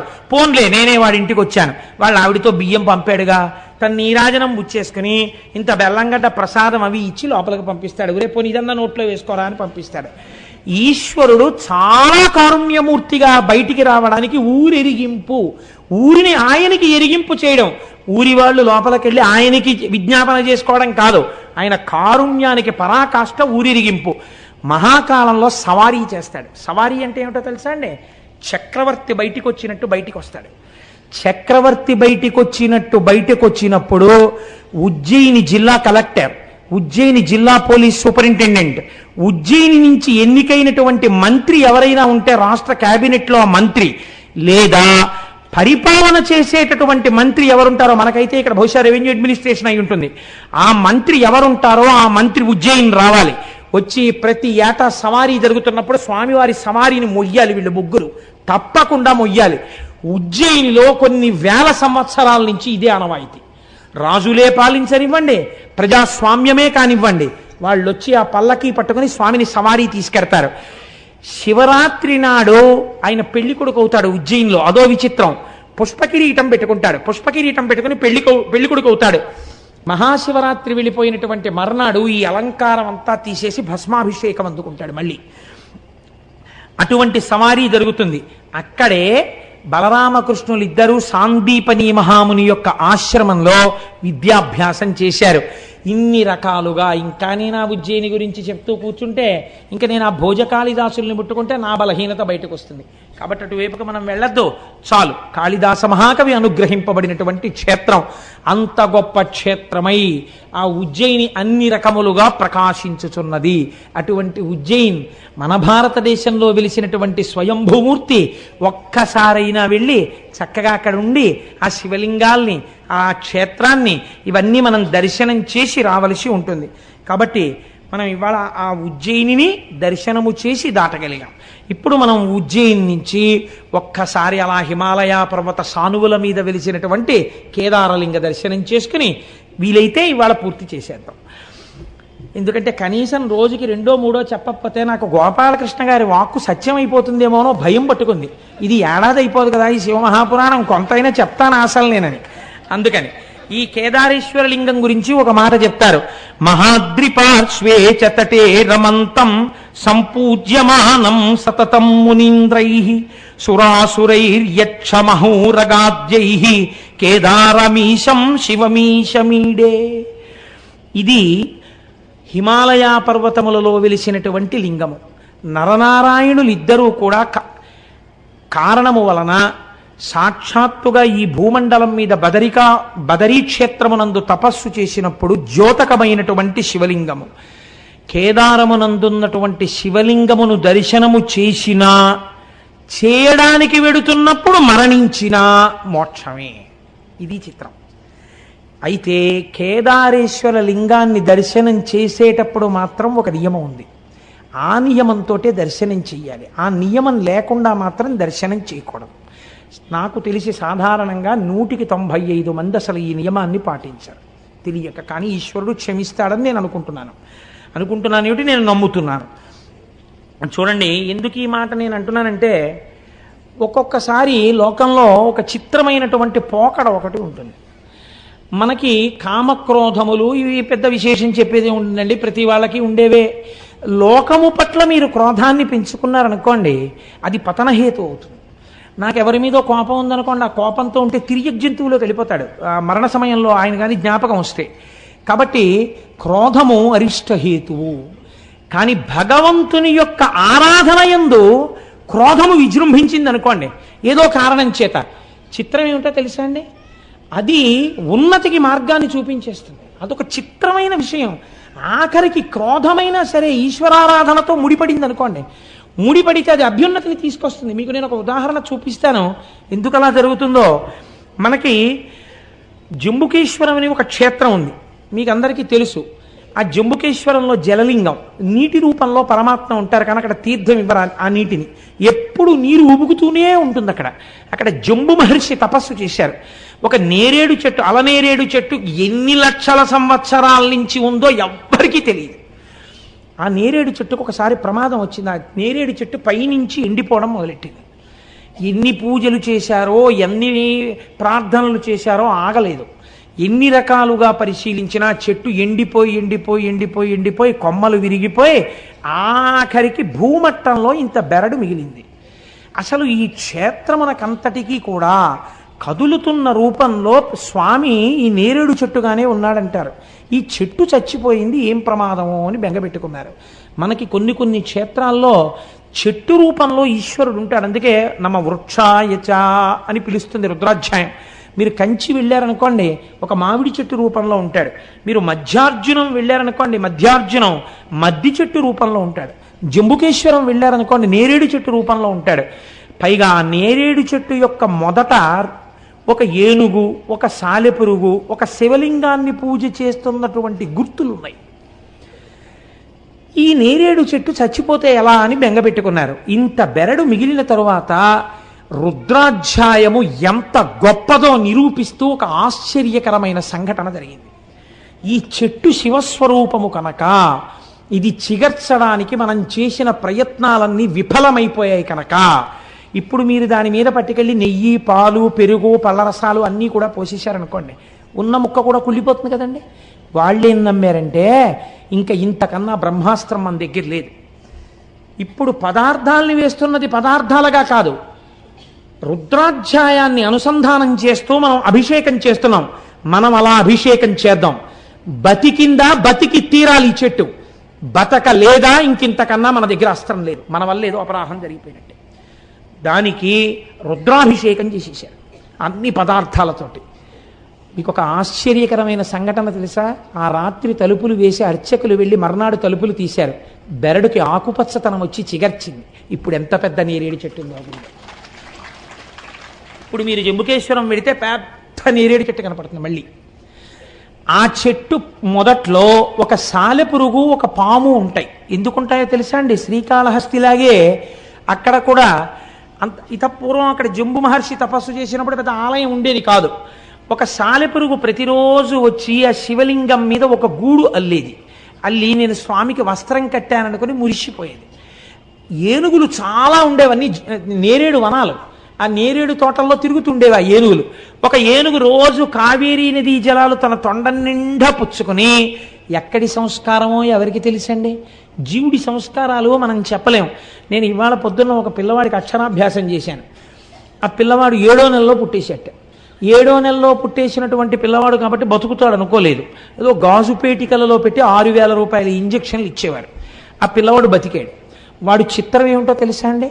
వాడు ఇంతప్పటి నుంచి బొట్టు లేకపోతే వాడు ఒప్పుకోడు. వాడికి ఇంకా మాటలు సరిగ్గా రావు. బొత్తు బొత్తు అంటాడు. వాడికి బొట్టు కానీ కొంచెం ఇలా చెరిగితే వాడు ప్రత్యేకం అద్దం దగ్గరికి వెళ్ళి నిలబడి చూసుకుంటూ ఉంటాడు. నేను హైదరాబాద్లో వాళ్ళ ఇంటికి వెళ్ళినప్పుడు చూశాను. వాడికి బొట్టు కొంచెం కరిగితే వాడు వాళ్ళ అమ్మ దగ్గరికి వచ్చి, అమ్మ బొత్తెత్తు, అమ్మ బొత్తెత్తు, అమ్మ బొత్తెత్తు అంటాడు. వాళ్ళ అమ్మ ఉండరా కాసేపు అంటే గబగబా వెళ్ళి డ్రెస్సింగ్ టేబుల్ లాకేసి తిలకం సీసా తెచ్చేస్తాడు. తెచ్చి అమ్మ బొత్తెత్తు, అమ్మ బొత్తెత్తు అంటాడు. అని వాడు తిలకం బొట్టు ఎట్టుకుంటాడు. అంత చిన్నపిల్లవాడిని నేను బొట్టు లేకుండా ఎన్నడూ చూడలేదు. బహుశా నేను అనుకుంటున్నాను వాళ్ళ అమ్మమ్మ గారు ఏర్పాటు చేసిన సంస్కార బలం. ఆ పిల్లవాడు 7వ నెలలో పుట్టేస్తే రోజు భగవాన్ రమణుల నామం చెప్తూ కూర్చునేవారు ఆవిడ. ఆ పిల్లవాడికి మొట్టమొదట పాలు తాగించినప్పుడు కూడా వాడు తాగకపోతే వాడికి రమణ తాతయ్య వచ్చారు, అరుణాచలం నుంచి వచ్చారు, నీకు పాలు ఇవ్వడానికి వచ్చారు అంటే వాడు గుడగుడు తాగిచ్చాడు. ఇవాళ నేను వాడికి అక్షరాభ్యాసం చేయడానికి వెడితే, ఒరే నీ పేరేమిటన్నాను, రమణ అన్నాడు. మీ అన్నయ్య పేరేమిటన్నాను, అన్నరమణ. మీ తాతగారి పేరేమిటన్నాను, తాత రమణ. ఈ తాతగారి పేరేమిటన్నాను, ఈ తాత రమణ. నేనెవరన్నాను, నువ్వో రమణ, మీరో రమణ, అమ్మమ్మ రమణ. తమ్ముడు రమణ, ఫ్రెండ్ రమణ, వాడు ఎవరైనా సరే రమణ కలుపుతాడు. ఎక్కడి నుంచి వచ్చిందంటారు ఆ సంస్కారం? అటువంటి వాడికి అక్షరాభ్యాసం చేసి నా జన్మ ధన్యమైంది అనుకున్నాను నేను. కనుక ఎవరికి జీవుడికి ఎటువంటి సంస్కారాలు ఉంటాయో మనకి తెలియదు.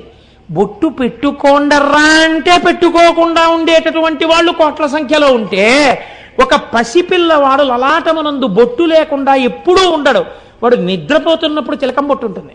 వాడు నిద్ర లేవగానే ముందు అద్దం దగ్గరికి వెళ్ళి బొట్టుందో లేదో చూసుకుంటాడు. అమ్మ మొహం కడగగానే తిలకం సీసా పట్టుకొచ్చేసి అమ్మ బొత్తెత్తు, అమ్మ బొత్తెత్తు అంటాడు. అసలు బొట్టు లేకుండా వాడి మొహం కనపడదు. ఏమనుకోవాలి వాడి సంస్కార బలాన్ని? ఒక్కొక్కరి సంస్కారం అలా ఉంటుంది. ఒక ఏనుగు తొండంతో నీళ్లు తెస్తే మీకు ఎందుకు అనుమానం ఉండాలి? మీకు కావాలంటే నేను ఇవాళ వాడు లేడు, కాపవరం వెళ్ళాడు, లేకపోతే వాడిని నేను వేదిక మీదకి తీసుకొచ్చి చూపించుండేవాడిని వాళ్ళు మీ అందరికీ కూడా.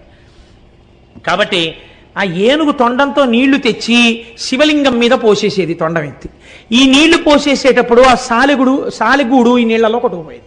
ఈ ఏనుగు వస్తుండగానే ఆ సాలెపురుగు గబగబా నేరేడు చెట్టు ఎక్కేసేది. ఆ సాలెపురుగుకి కడుపు మంట. దిక్కుమాలిన ఏనుగు రోజు నీళ్లు తెచ్చి పోసేస్తుంది, నేను కట్టిన గూడు పోతోందని. ఇంకా ఒక రోజున అది అక్కసు భరించలేకపోయింది. ఆ ఏనుగు వచ్చి నీళ్లు పోయిగానే దాని తొండంలోకి వెళ్ళింది. సాలెపురుగు యొక్క విషం చాలా ప్రమాదకరమైన ఆయుర్వేదం అంటుంది. అది దాంట్లోకి వెళ్ళి ఆ తొండాన్ని శుభ్రంగా కుట్టేసింది. ఆ ఏనుగు తొండాన్ని బాదుకుని చచ్చిపోయింది. సాలెపురుగు కూడా నా కక్ష తీరిపోయింది అనుకుంటూ చచ్చిపోయింది. ఇద్దరూ చచ్చిపోయారు. కానీ శివార్చన యందు నాకు అడ్డొచ్చిన వాణ్ణి సంపాతల పారేశాననుకుంటూ చచ్చిపోయిన సాలెపురుగు క్రోధంతో చచ్చిపోయిందా లేదా? చచ్చిపోయింది. కానీ వచ్చే జన్మలో ఏమై పుట్టిందో తెలుసా అండి? ద్రవిడ దేశమునందు ఒక గొప్ప రాజై పుట్టింది. ఆయన పేరు కొచ్చంగ చోళుడు. కొచ్చంగ చోళుడు అంటే రక్తాక్ష చోళుడు అంటారు. కిరీటము తల మీద ఉన్నవాడు, ఎర్రని కన్నులున్నవాడు. ఈ కొచ్చంగ చోళుడు ఎన్ని శివాలయాలో దగ్గరగా 700 శివాలయాలని ఆయన పునర్నిర్మాణం చేశాడు. పూజాధికాలు జరిగేటట్టుగా 700 శివాలయాలకి చేసినప్పుడు ఇలా ఎవరైనా తమిళనాట దేవాలయాలకి సేవ చేస్తే వాళ్ళు దాన్ని తిరుపణి అని పిలుస్తూ ఉంటారు. ఈ కొచ్చంగ చోళుడు చేసినటువంటి ఈ సేవని మాత్రం వాళ్ళు యానయ్యారా తిరుప్పణి అని పిలిచేవారు. ఎందుకో తెలుసా అండి? 700 శివాలయాలు కట్టినప్పుడు కూడా పునర్నిర్మాణంలో ఆయన ఎందుకు అలా ప్లాన్ గీయించేవాడో తెలియదు. ఏనుగులు దూరని శివాలయాలు కట్టించాడు. ఆ ఊరికి ఏనుగు రాకపోయినా సరే ఏనుగు లోపలికి వెళ్ళలేదు, అలాంటి గుళ్ళు కట్టాడు. ఎక్కడితో తెలుసా అండి క్రోధం? సాలెపురుగు. ఏనుగు వస్తుందేమో గుళ్ళోకని ఏనుగు రాని శివాలయాలు 700 కట్టాడు ఆయన. చూడండి, క్రోధం మిగిలిన వాళ్ళ మీద పెట్టుకుంటే పతనహేతు. అదే క్రోధం ఈశ్వరార్చన యందు పెట్టుకున్నవాడు 700 శివాలయాలు ఏనుగుల లోపలికి వెళ్లకుండా కట్టాడు. మీరు ఇప్పటికీ తిరువాణక్కోయిల్ అంటారు తమిళనాడులో. మీరు జంబుకేశ్వరం వెడితే జంబుకేశ్వరంలో శివాలయంలోకి ఇక్కడికి ఏనుగులు రావండి, చూశారా గుమ్మాలు ఎలా ఉంటాయో? ఏనుగు ఇందులోకి రాలేదు అని చెప్తారు వాళ్ళు. ఏనుగులు రాని గుళ్ళు కట్టిన వాళ్ళల్లో కొచ్చంగ చోళుడు ఒకడు. కొచ్చంగ చోళుడే కట్టాడు జంబుకేశ్వరం కూడా. కాబట్టి రక్షించిందా రక్షించదా? రక్షిస్తుంది. ఒక్కొక్కరికి అర్థం లేని మగ్గు పట్టు ఉంటుంది. ఆ పట్టు ఎందుకు చేస్తాడు వాడు అంటే మీరేం చెప్పలేరు. ఇవన్నీ మీరు మామూలుగా పురాణ కథని అలా చందమామ తిరిగేసినట్టు తిరగేసారనుకోండి, అబ్బెబ్బే they don't stand for the reason అండి. ఏమిటంటే ఈ కథలు అంటారు. కాదు, మీరు సమన్వయం చేసుకోవాలి చాలా జాగ్రత్తగా. ఋషులు అనవసరంగా చెప్పరు. దీని వెనక హేతువేది మీరు జాగ్రత్తగా సమన్వయం చేసి చదివితే మీకు అర్థం అవుతుంది. మీరు ఇవి నేను ఎందుకు చెప్తున్నానో తెలుసా అండి? మీరు కేదార దర్శనం చేసేటప్పుడు మీకు ఇవి స్ఫురణలోకి రావాలి. లేకపోతే అక్కడ ఒక గేది కింద పరిగెడుతుంటే పాండవులు పట్టుకున్నారండి, తోక ఊడిపోయి శివలింగం అయిందని నేను చెప్పాను అనుకోండి. ఓ పద్యం, ఏమిటండి ఇదే తోక ఊడిపోయి శివలింగం అవడం ఏంటండి అంటారు మీరు. నేను దానికోసం ఈ నేపథ్యాన్ని వేస్తున్నాను. బాగా నాటుకోవాలన్నది నా తాపత్రయం. నాకేం చేతకపోయినా, నాకే లేకపోయినా. కానీ మీరు చూడండి, ఒక్కొక్కడికి శివారాధన యందు మూర్ఖత్వం ఉంటుంది, లేదా ఈశ్వరారాధన యందు మూర్ఖత్వం ఉంటుంది. మామూలు మూర్ఖత్వం చాలా ప్రమాదకరం. మూర్ఖజన చిత్తము తెల్పన సాక్ష్యమేరికిన్ అంటాడు భర్తృహరి. మూర్ఖుడిని ఎవడు బాగు చేయలేడు అన్నాడు ఆయన. కానీ శివార్చన యందు, ఈశ్వరార్చన యందు, ఇది విష్ణు స్వరూపం కానివ్వండి, శివస్వరూపం కానివ్వండి, మూర్ఖత్వంతో ఉన్నా సరే రక్షించేస్తుందండి. మీకు నేను ఒక ఉదాహరణ చెప్తాను. మనకున్న నాయనార్లలో దండి అడిగల నాయనార్ అని ఒక నాయనారు ఉన్నారు. ఈయనకి 2 కళ్ళు లేవు. ఈ దండి అడిగల నాయనార్ దగ్గరికి వెళ్ళి ఎవరో చెప్పారు, అయా శివాలయం పక్కనున్నటువంటి తటాకాన్ని ఆ రోజులలో శివార్చనని అంగీకరించినటువంటి మతస్థులు, పేర్లు చెప్తే మళ్ళీ లేనిపోని ఇబ్బందులు ఎందుకు వచ్చిందని, అన్యమతస్థులు తటాకాన్ని కప్పెట్టేస్తున్నారని చెప్పారు. నాకా 2 కళ్ళు లేవు, నేను వెళ్ళి ఏం తవ్వుతాను అని ఆయన అనుకునేవాడు కాదు. రాత్రి వాళ్ళు పనిచేయరు కదా, వాళ్ళు ఎంత కప్పెట్టేశారో నేను అంతా మళ్ళీ తవ్వేస్తానని ఈయన గుణపం పారా పట్టుకుని అందులో దిగిపోయేవాడు. వాళ్ళు కొన్ని 100 మంది కలిసి కప్పెట్టేవారు. ఈయన ఒక్కడు అంధుడు దిగేవాడు. దిగి పారతో వేసేసి అది ఎటు వేస్తున్నాడో కూడా తెలియదు ఆయనకి పాపం. తడుముకుంటూ వెళ్ళి పైన వేసేసి నేను మళ్ళీ శివుడికి తటాకం తవ్వేస్తున్నాను అనేవాడు.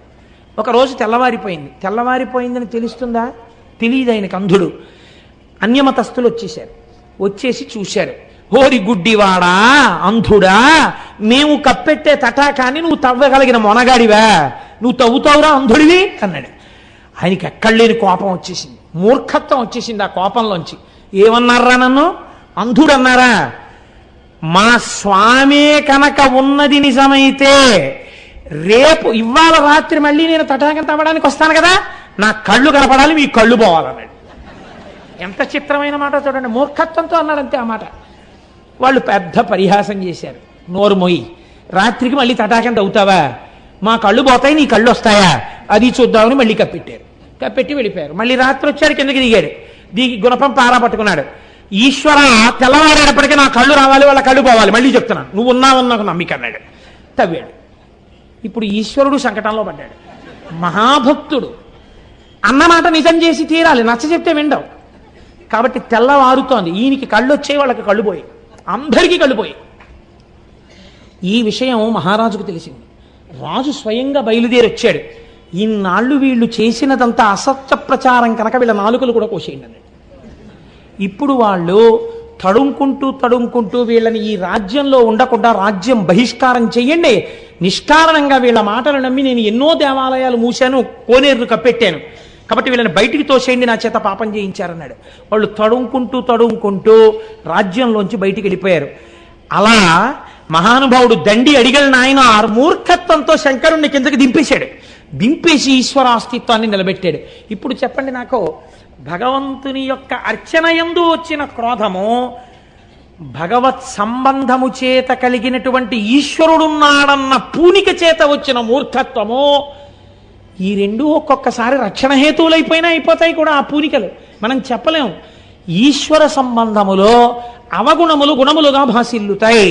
ఇది ఎవరికైనా, ఎంతటి వారికైనా. ఈ నేపథ్యంలో మీరు కేదారేశ్వరుడి యొక్క శివలింగం గురించి వినే ప్రయత్నం చేయండి, మీరు తొందరగా సమన్వయం చేసుకోగలుగుతారు. ఇందులో ఆ హిమాలయ పర్వతాల దగ్గర మహానుభావుడు ఆ కేదారేశ్వరంలో ప్రతిరోజు కూడా ఆ నరనారాయణులు ఒక పార్థివలింగాన్ని అక్కడ ఉంచి ఆ పార్థివలింగాన్ని ఆరాధన చేస్తుండేవారు. వాళ్ళు చేస్తున్నది పార్థివలింగానికి. పార్థివలింగం అంటే ఇంత మట్టితో చేసిన శివలింగం. వాళ్ళు ఇంత మట్టితో మేం చేసిన శివలింగమే కదా అని వాళ్ళు అనుకునేవారు కాదు. ఇది ఈశ్వరుడు అని నమ్మారు వాళ్ళు. అమరకోశంలో ఈశ్వర శబ్దం శివుడికి మాత్రమే వర్తిస్తుంది. అందుకని ఇది ఈశ్వరుడు, జగన్నియామకుడు, జగత్ప్రభువు అని నమ్మారు. నమ్మి నరనారాయణులు అర్చన చేస్తున్నారు. వారలహర్నిశంబులను పార్థివలింగ సమర్చనంబు విస్తారముదంబు పెంపెసగ సల్పుడు అయ్యడు రజమౌళి అవ్వారల చేరవచ్చి అనవత్య వరంబును కోరుడన్న అద్ధీరులిటన్ వసింపుమన దేవరయుండి హిమాటవీ స్థలిన్. ఆ శివలింగంలోంచి పరమశివుడు ఆవిర్భవించి, మీరు చేసినటువంటి పూజకి నేను ఎంతో పొంగిపోయానయ్యా, ఇంత చల్లటి ప్రాంతంలో ఇంత తపస్సులో పార్థివలింగానికి ఇంత అర్చన చేశారు, మీకేం కావాలి కోరుకోమని అడిగారు. అడిగితే, స్వామి ఇక్కడే ఈ బదరీ క్షేత్రానికి ఆవలివేపు హిమాలయ పర్వతాల యొక్క శృంగాల మీద నీవు స్వయంభూమూర్తివై లింగమూర్తివై వెలిసి లోకమును కాపాడు అని అడిగారు. ఎక్కడ హిమాలయ పర్వతాలు? కొన్ని వేల అడుగుల ఎత్తు సముద్ర మట్టానికి. ఆ కేదారం వెళ్ళేటప్పుడు రోడ్డు కొన్ని నెలల్లోనే క్లియర్ చేస్తారు. చేసిన తరువాత అది కూడా అసలు రాత్రిళ్ళు 9 దాటితే కరెంటు తీసేస్తారు. ఇంకా ఆ చీకట్లోనే పడుకోవడం అంతే ఆ కాటేజెస్లో. తెల్లవారిన తర్వాత మీకు అక్కడ ప్రయాణ సాధనాలు, ఒకటి పాదచారి అయి వెళ్ళుట, ఎవరు వెళ్ళరు. ఎందుచేతనంటే సాయంకాలం అయిపోతే మీరు తిరిగి రాలేరు. మంచు హోరుమని వాన పడిపోతుంది. ఇప్పుడు బాగుంటుంది, కాసేపటికి కుంభవృష్టి కింద వర్షం పడిపోతుంది. మీరు పైనుంచి ఇలా కిందకి చూశారో కళ్ళు తిరిగిపోతాయి. ఇట్నుంచి రుద్రప్రయాగ, అట్నుంచి దేవప్రయాగ రెండు వెళ్ళి కలుస్తాయి. ఇక్కడ గంగానది, బదరిలో అలకనందా నది రెండు ప్రవహిస్తుంటాయి. ఆ నదుల చప్పుళ్ళు, పర్వతాల మించి ఎన్ని జలపాతాలు పడిపోతుంటాయో దర్దర్ వచ్చేసి జలపాతం వెళ్ళిపోతూ ఉంటుంది. నడిచి ఎవ్వరూ వెళ్ళరు. ఎక్కడో బాగా తెలుసున్న వాళ్ళు వెడుతుంటారేమో. ఇంకా ఉన్న వాళ్ళకి రెండే మార్గాలు. ఒకటి డోలీల్లో వెళ్ళాలి. డోలీల్లో వెళ్ళడానికి నాబోటి గండి ఎక్కించుకోరు. ఎందుకు ఎక్కించుకోరంటే కుర్చీయే చిన్నదిగా ఉంటుంది. నేను డోలీలో వెళ్ళిపోదాం అనుకున్నాను, వాళ్ళు నన్ను చూసి గుర్రం ఎక్కన్నారు. నాకేం భయం లేదు, ఉన్నమాట ఉన్నట్టు చెప్పాను. కాబట్టి ఆ చిన్న కుర్చీలో అసలు పట్టం, ఏదో కొంచెం కాస్త డెలికేట్గా ఉండి అందులో కూర్చునే వాళ్ళంటే ఎక్కువ మందిగా ఆడవాళ్ళని ఎక్కించుకుంటారు వాళ్ళు. అందుకే ఎక్కించుకుని ఆడవాళ్ళని ఎక్కించుకుంటారంటే నా ఉద్దేశం నేను ఏ అపవిత్రమైన భావనతో నేను అంటలేదు. వాళ్ళు కొంచెం మగవాళ్ళ కన్నా సన్నగా ఉంటారు కాబట్టి వాళ్ళని వహించడం తేలిక అని. వాళ్ళు పాపం చాలా సేవ చేస్తారు. వాళ్ళు మగవాళ్ళలో సన్నగా ఉన్న వాళ్ళు ఎక్కుతుంటారు, మిగిలిన వాళ్ళు గుర్రాలు ఎక్కాలి. విచిత్రం ఏంటో తెలుసా అంటే 2 గుర్రాలను ఒకటే తోలుతాడు. ఈ గుర్రాల మీద కూర్చుని వెళ్ళిపోతుంటే గుర్రం తిరిగేటప్పుడు ఈ అంచు దగ్గరికి వెడుతుంది. ఒక్కసారి కానీ జారిందో వెతికేవాడు కూడా ఉండడు. ఇంకెవరు వెతకడం అన్న సమస్య ఉండదు. ఎందుకంటే కొన్ని వేల అడుగుల నుంచి కింద పడిపోతాం కదమ్మా, వెళ్ళాం కదా మనం. అన్ని వేల అడుగుల నుంచి కింద పడిపోవడమే, చిన్నాభిన్నం అయిపోతుంది శరీరం. అసలు వెతకరు. కేదారంలో పడిపోయాడంటే కైలాసం పోయాడని వెళ్ళిపోతారు. కాబట్టి ఆ కేదారానికి వెళ్ళేటప్పుడు 10 రూపాయలు ఇస్తే ప్లాస్టిక్ కవర్ ఇస్తాడు, డిస్పోజబుల్ రెయిన్ కోట్. అది వేసుకుని ఆ గుర్రం ఎక్కి వెళ్ళిపోతుంది. హోర్న వానొస్తుంది, తడిచి ముద్దయిపోవడం. అంతే, దిగడానికి ఉండదు. కేదారం వెళ్ళి కేదారం నుంచి కిందకు వచ్చిన తర్వాత గుర్రం దిగిన వాడు నడుస్తుంటే అసలు వీడికి నడకొచ్చా అనిపిస్తుంది. ఇవన్నీ పుళ్ళైపోయి ఎంత నొప్పులు చేసేస్తాయో అలవాట్లేక ఆ గుర్రం మీద కదలికకి. అది జీను కదులుతుంటుంది కదా, దాన్ని కొంచెం గట్టిగా ఏమైనా ఇలా తొక్కిపెట్టి ఏమైనా అందామంటే అది కాస్త కాలు జారింది అనుకోండి, కిందకి అయిపోయిందే. కాలుని పెడితే పెట్టింది, కిందకి దిగితే చాలని అలా కూర్చోవాలంతే. కానీ వెళ్ళి తీరవలసిన యాత్ర. ఇన్ని వేల అడుగులు పైకెక్కిన తర్వాత స్వామి దేవళం కనపడుతుంటుంది. పరుగు పరుగున లోపలికెడితే లోపల పెద్ద అంతరాలయం. అక్కడ కేదారేశ్వరుడిగా వెలిశాడు మహానుభావుడు. కేదార శివలింగ దర్శనము చేసిన వాడికి మోక్షము కరతలామలకము అని శివమహాపురాణం నిర్ణయం చేసింది. పెద్దలు నిర్ణయం చేశారు. లేదా అలా జరగాలని ఎవరు కోరుకోకూడదు. కేదారము విడుతున్నప్పుడు పడిపోయినా వాడికి మోక్షము సత్యమే, దొరికి తీరుతుంది. అటువంటి కేదారేశ్వరంలో ఆ శివాలయంలో ఒకానొకసారి ఒక విచిత్రమైనటువంటి స్థితి జరిగింది. ఆ వెలిసినటువంటి శివలింగం కొన్ని యుగాలైపోయింది. యుగాలైపోయిన తర్వాత శివాలయాల్లో శివలింగానికి ఒక గమ్మత్తు ఉంటుంది. శివుడికి పునఃప్రతిష్ఠ ఉండదు. ఎందుకుండదంటే శివలింగం అలా క్షీణించిపోయి ఏదో ఇంత మొక్కు ఉందనుకోండి, అదే శివలింగం అంతే. దానికో కవచమో మట్టో తొడిగేసి అంతే అభిషేకం చేస్తారు. అంతేగాని గుణపాలెట్టి తవ్వేసి మళ్ళీ పునఃప్రతిష్టలనే ఉండవు దానికి. కాబట్టి కొన్ని యుగాలు దాటిన తరువాత అంతం కొన్ని యుగంబులైన పిదపన్ హర్యశ్వ సంకాశుక కుంతీపుత్రకులల్ల లింగమును బల్కూర్మిన్ సమీపింప ఆద్యంతాతీతుడు శంభుడొక్క మహిషంబై పారుటన్ గాంచి కౌంతేయుల్ కడుభక్తిమై నుడిసి లాగన్ చిక్కెం పుచ్చం బటన్. ఈ పాండవులందరూ 5గురు కలిసి కేదారేశ్వర లింగ దర్శనానికి వెళ్ళారు. వెళ్ళి ఆ ఆలయంలోకి వెళ్ళి ఉన్నటువంటి చిన్న శివలింగం, అప్పటికి ఆ చిన్న శివలింగ దర్శనం చేసుకుందామని వెళ్ళారు. ఎక్కడి నుంచి వచ్చాడో పరమాత్మ, ఆయనకు అదో ముచ్చట. ఆయన ముచ్చట ఎందుకు అలాగంటే మనం ఏం చెప్తాం?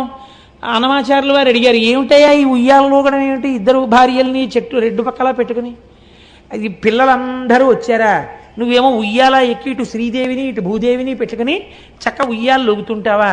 పిల్లలు మనవలు మేమందరం నీ బిడ్డలు మేమందరం కూర్చుంటే నువ్వేమిటి 2 పిల్లల్ని పెట్టుకుని ఊగడం ఏమిటి అసహ్యంగా, ఏమిటి అలవాటు ఏమిటి నీకని అడిగాడు ఆయన. నాకు అర్థమైందిలే, అలల చెంచలమైన ఆత్మలందుండని కలవాటు చేసని ఉయ్యాల. నీ తప్పు కాదు స్వామి, మా మనస్సులు ఇప్పుడు చెంచలం కదా, చెంచలమైన మా మనస్సుల్లో నువ్వెలా ఉంటున్నావో చూపించడానికి ఊగుతున్న ఉయ్యాలలో మాకు దర్శనమిచ్చావని స్తోత్రం చేశారు. అలా ఈశ్వరుడు ఎప్పటికీ ఎలా రక్షిస్తాడో ఎలా ప్రత్యక్షమవుతాడో ఎవరికి రుక. పాండవులు ఏం చేస్తారో చూద్దాం అనుకున్నాడు. ఆయనకో ముచ్చట పుట్టింది. ముచ్చట పుట్టి ఒక చిన్న మహిషము అనగా ఓ దున్నపోతు రూపంలో పరిగెత్తాడు. అక్కడ పరిగెడితే పాండవులు గమనించారు. ఇక్కడికి మహిషం ఎందుకు వస్తుంది? ఇది ఖచ్చితంగా శంకరుడే. మీరు చూడండి, ప్రకృతి సహజంగా మనకు ఒక లక్షణం ఉంటుంది. మీరు ఏదో వెంకటాచలం వెళ్ళామనుకోండి, వెంకటాచలం వెళ్ళి సహస్రదీపాలంకార సేవ అయిపోయిన తర్వాత మీరు లేచి స్వామివారి ఆలయంలోకి వెళ్ళిపోతారని లేచి నమస్కారం చేస్తున్నారు అనుకోండి, ఎవ్వరూ లేరు. ఏదో కాకినాడ నుంచి వెళ్ళిన వాళ్ళు 100 మందో 120 మందో ఉన్నారనుకోండి. ఆ రోజు స్వామి మాడవీధుల్లో వెడుతున్నాడు అనుకోండి, మీరు వెళ్ళిపోతారేంటి రూమ్కి? మాడవీధుల్లో స్వామితో పాటు ఎడదామని వెనకాల వెళ్ళిపోతారు. వెళ్ళిపోయిన తర్వాత ఆయన వెనకాతలు ఇలా దూరంగా నించుని ఏడుకొండలవాడ గోవింద, వెంకటరమణ గోవింద అంటూ పెడతారా? కాసేపటికి ఇంకో కోరిక పుడుతుంది, ఒక్కసారి ఇలా పట్టుకుంటే అనిపిస్తుంది. ఇప్పుడు మీరు ఏం చేస్తారు? అవి ఇంతంత ఉంటాయి. వెళ్ళి అయ్యా ఓసారి పట్టుకుంటా ఉంటారు. వాళ్ళు అంటారు మీరు పట్టుకోలేరు అంటారు. సెక్యూరిటీ వాళ్ళు అంటారు పట్టుకోకూడదు అంటారు. అయినా మీరు ఆకలి చూపులు చూస్తున్నారనుకోండి, వాళ్ళ వంక ఒక్కసారి పట్టుకుందామని. పెద్ద ఎవరు లేరు పాపం, వీళ్ళు ఏదో భక్తుల్లో ఉన్నారు, అందరూ కాకినాడ నుంచి వచ్చారు, అందరూ 120 మంది మాట్లాడుకుంటూ ఒక్కసారే కదా వచ్చారు, ఫోన్లే, వాళ్ళు ఏం ప్రమాదకరులు కారు, వీళ్ళు అయ్యప్ప స్వామి వెంకటాచల వైభవం చేసిన వాళ్ళు, అందుకని స్వామి వీళ్లతో మోయించుకోవడానికే ఇవాళ మాడవీధుల్లో తిరుగుతున్నాడు అని వాళ్ళల్లో దూరి వాళ్ళు మొయ్యాలి, నువ్వెవడివి కాదనడానికి, మోయించంటాడు స్వామి. అనగానే వాళ్ళు అంటారు కనుసైగా చేస్తారు అంటారు. అంతే, మన వాళ్ళు 120 మంది పల్లకి వాహకులే, మాడవీధులన్నీ మోసేస్తారు. ఇది యథార్థంగా జరిగింది. మనం మేము వెంకటాచలం ఏమ్మా జరిగిందా లేదా? 120 మంది స్వామిని మోసేసి, మా ప్రసాద్ బాబు గారు అయితే ఎన్ని మాటలు, కోటేశ్వరరావు గారు వెంకటాచలం వైభవం చేసినందుకు మాడవీధుల్లో స్వామిని మోసేశామండి, ఎవ్వరు లేరండి మేమేనండి, వెంకటరమణ గోవింద, ఏడుకొండలవాడ గోవింద అంటూ తిరిగేశామండి అని ఎంత పొంగిపోయారో. కాబట్టి ఇప్పుడు ఏమైంది? మన ఆర్తి తీర్చడానికి పరమేశ్వరుడు వస్తే మీరు పట్టుకోకుండా ఊరుకుంటారేమిటి? పట్టుకుని తీరుతారు. మహిష రూపంలో వెడుతున్నా అంతటా ఈశ్వర దర్శనం చేశారు పాండవులు. ఆ లింగం మాత్రమే శివుడు అనుకోలేదు, అక్కడ వెడుతున్న మహిషమునందు కూడా శివుడే కనబడ్డారు వాళ్ళకి. ఇక్కడ పాదాలు పట్టుకోవడం కాదురా, మేం మహారాజులం, చక్రవర్తులం, కురుక్షేత్ర యుద్ధం చేసిన వాళ్ళం, తెగటార్చగలిగిన వాళ్ళం, కొన్ని కోట్ల మంది అని అహంకరించడం కాదు. నా స్వామి దున్నపోతు రూపంలో వెళ్ళిపోతున్న ఇది శివుడే. అంతటా శివుణ్ణి చూడడం, కేదారంలో శివుణ్ణి చూశాకొచ్చింది వాళ్ళకి. కాబట్టి ఇప్పుడు దీన్ని కాళ్ళు అట్టుకోవాలని ఆ మహిషం దగ్గరికి వెళ్ళారు. కాళ్ళు అందలేదు, ఏమంది తోక అందింది. వాళ్ళు చాలు మా స్వామి తోక అందిందని గబగబ గబగబ ఈశ్వర స్వరూపంగా తోక పట్టుకున్నారు. వాళ్ళ భక్తికి మెచ్చుకున్నవాడై ఈశ్వరుడు తన పృచ్ఛభాగాన్ని అక్కడ విడిచిపెట్టి దాన్ని శివలింగంగా మార్చేశాడు. అదే ఇప్పుడు మనందరం దర్శనం చేస్తున్నటువంటి కేదారలింగం. కాబట్టి కేదారం వెళ్ళొచ్చాను అన్నవాడికి ఏం కనపడాలి? కనీసం అంతటా శివుణ్ణి చూడడం అభ్యాసంలోకి రావాలి. అంత పరమపావనమైనటువంటి క్షేత్రం కేదార క్షేత్రం. అక్కడే మనం ఎక్కుతున్నప్పుడే దూరంగా కైలాస దర్శనం అవుతుంటుంది. అదిగో కైలాసం కనపడుతోంది చూడండి అంటారు. ఆ మంచుకొండ చాలా విచిత్రంగా కైలాసంలాగే భాషిస్తూ ఉంటుంది. నిజంగా వర్షం ఆగి సూర్యకిరణాలు పడుతుంటే ఎంత అందంగా ఉంటుందో. నిజంగా కైలాసానికి సమీపానికి వెళ్ళి వచ్చినట్టే. కొందరు ఏం నమ్ముతారంటే శంకర భగవత్పాదాచార్య స్వామి వారు అక్కడే తన సత్యదండాన్ని విడిచిపెట్టేశారు అని నమ్ముతారు. అక్కడ ఒక పెద్ద శంకరుల సత్యదండం యొక్క ఫోటో ఉంటుంది, అక్కడే ఒక చిన్న ఆలయం కూడా ఉంటుంది. కాబట్టి కేదారము అంత గొప్ప క్షేత్రము. ఇవాల్టి రోజున మనం ఈశ్వరానుగ్రహం చేత ఉజ్జయిని వెళ్ళాం, మహాకాళ దర్శనం చేసుకున్నాం. కేదారం వెళ్ళాం, కేదారేశ్వరుడి దర్శనం చేసుకున్నాం. రేపటి రోజున అసలు లోకమునకు బలవంతులకు బలవంతుడెవడో, ఎవడి అనుగ్రహం చేత ఈ లోకములు నిలబడుతున్నాయో, ఎవడు భీముడో, మీరు రోజు శివాష్టోత్తరంలో భీమశబ్దంతో ఎవరిని పిలుస్తున్నారో అటువంటి శివలింగముల యొక్క దర్శనం కొన్ని రేపు మనం ప్రారంభం చేద్దాం.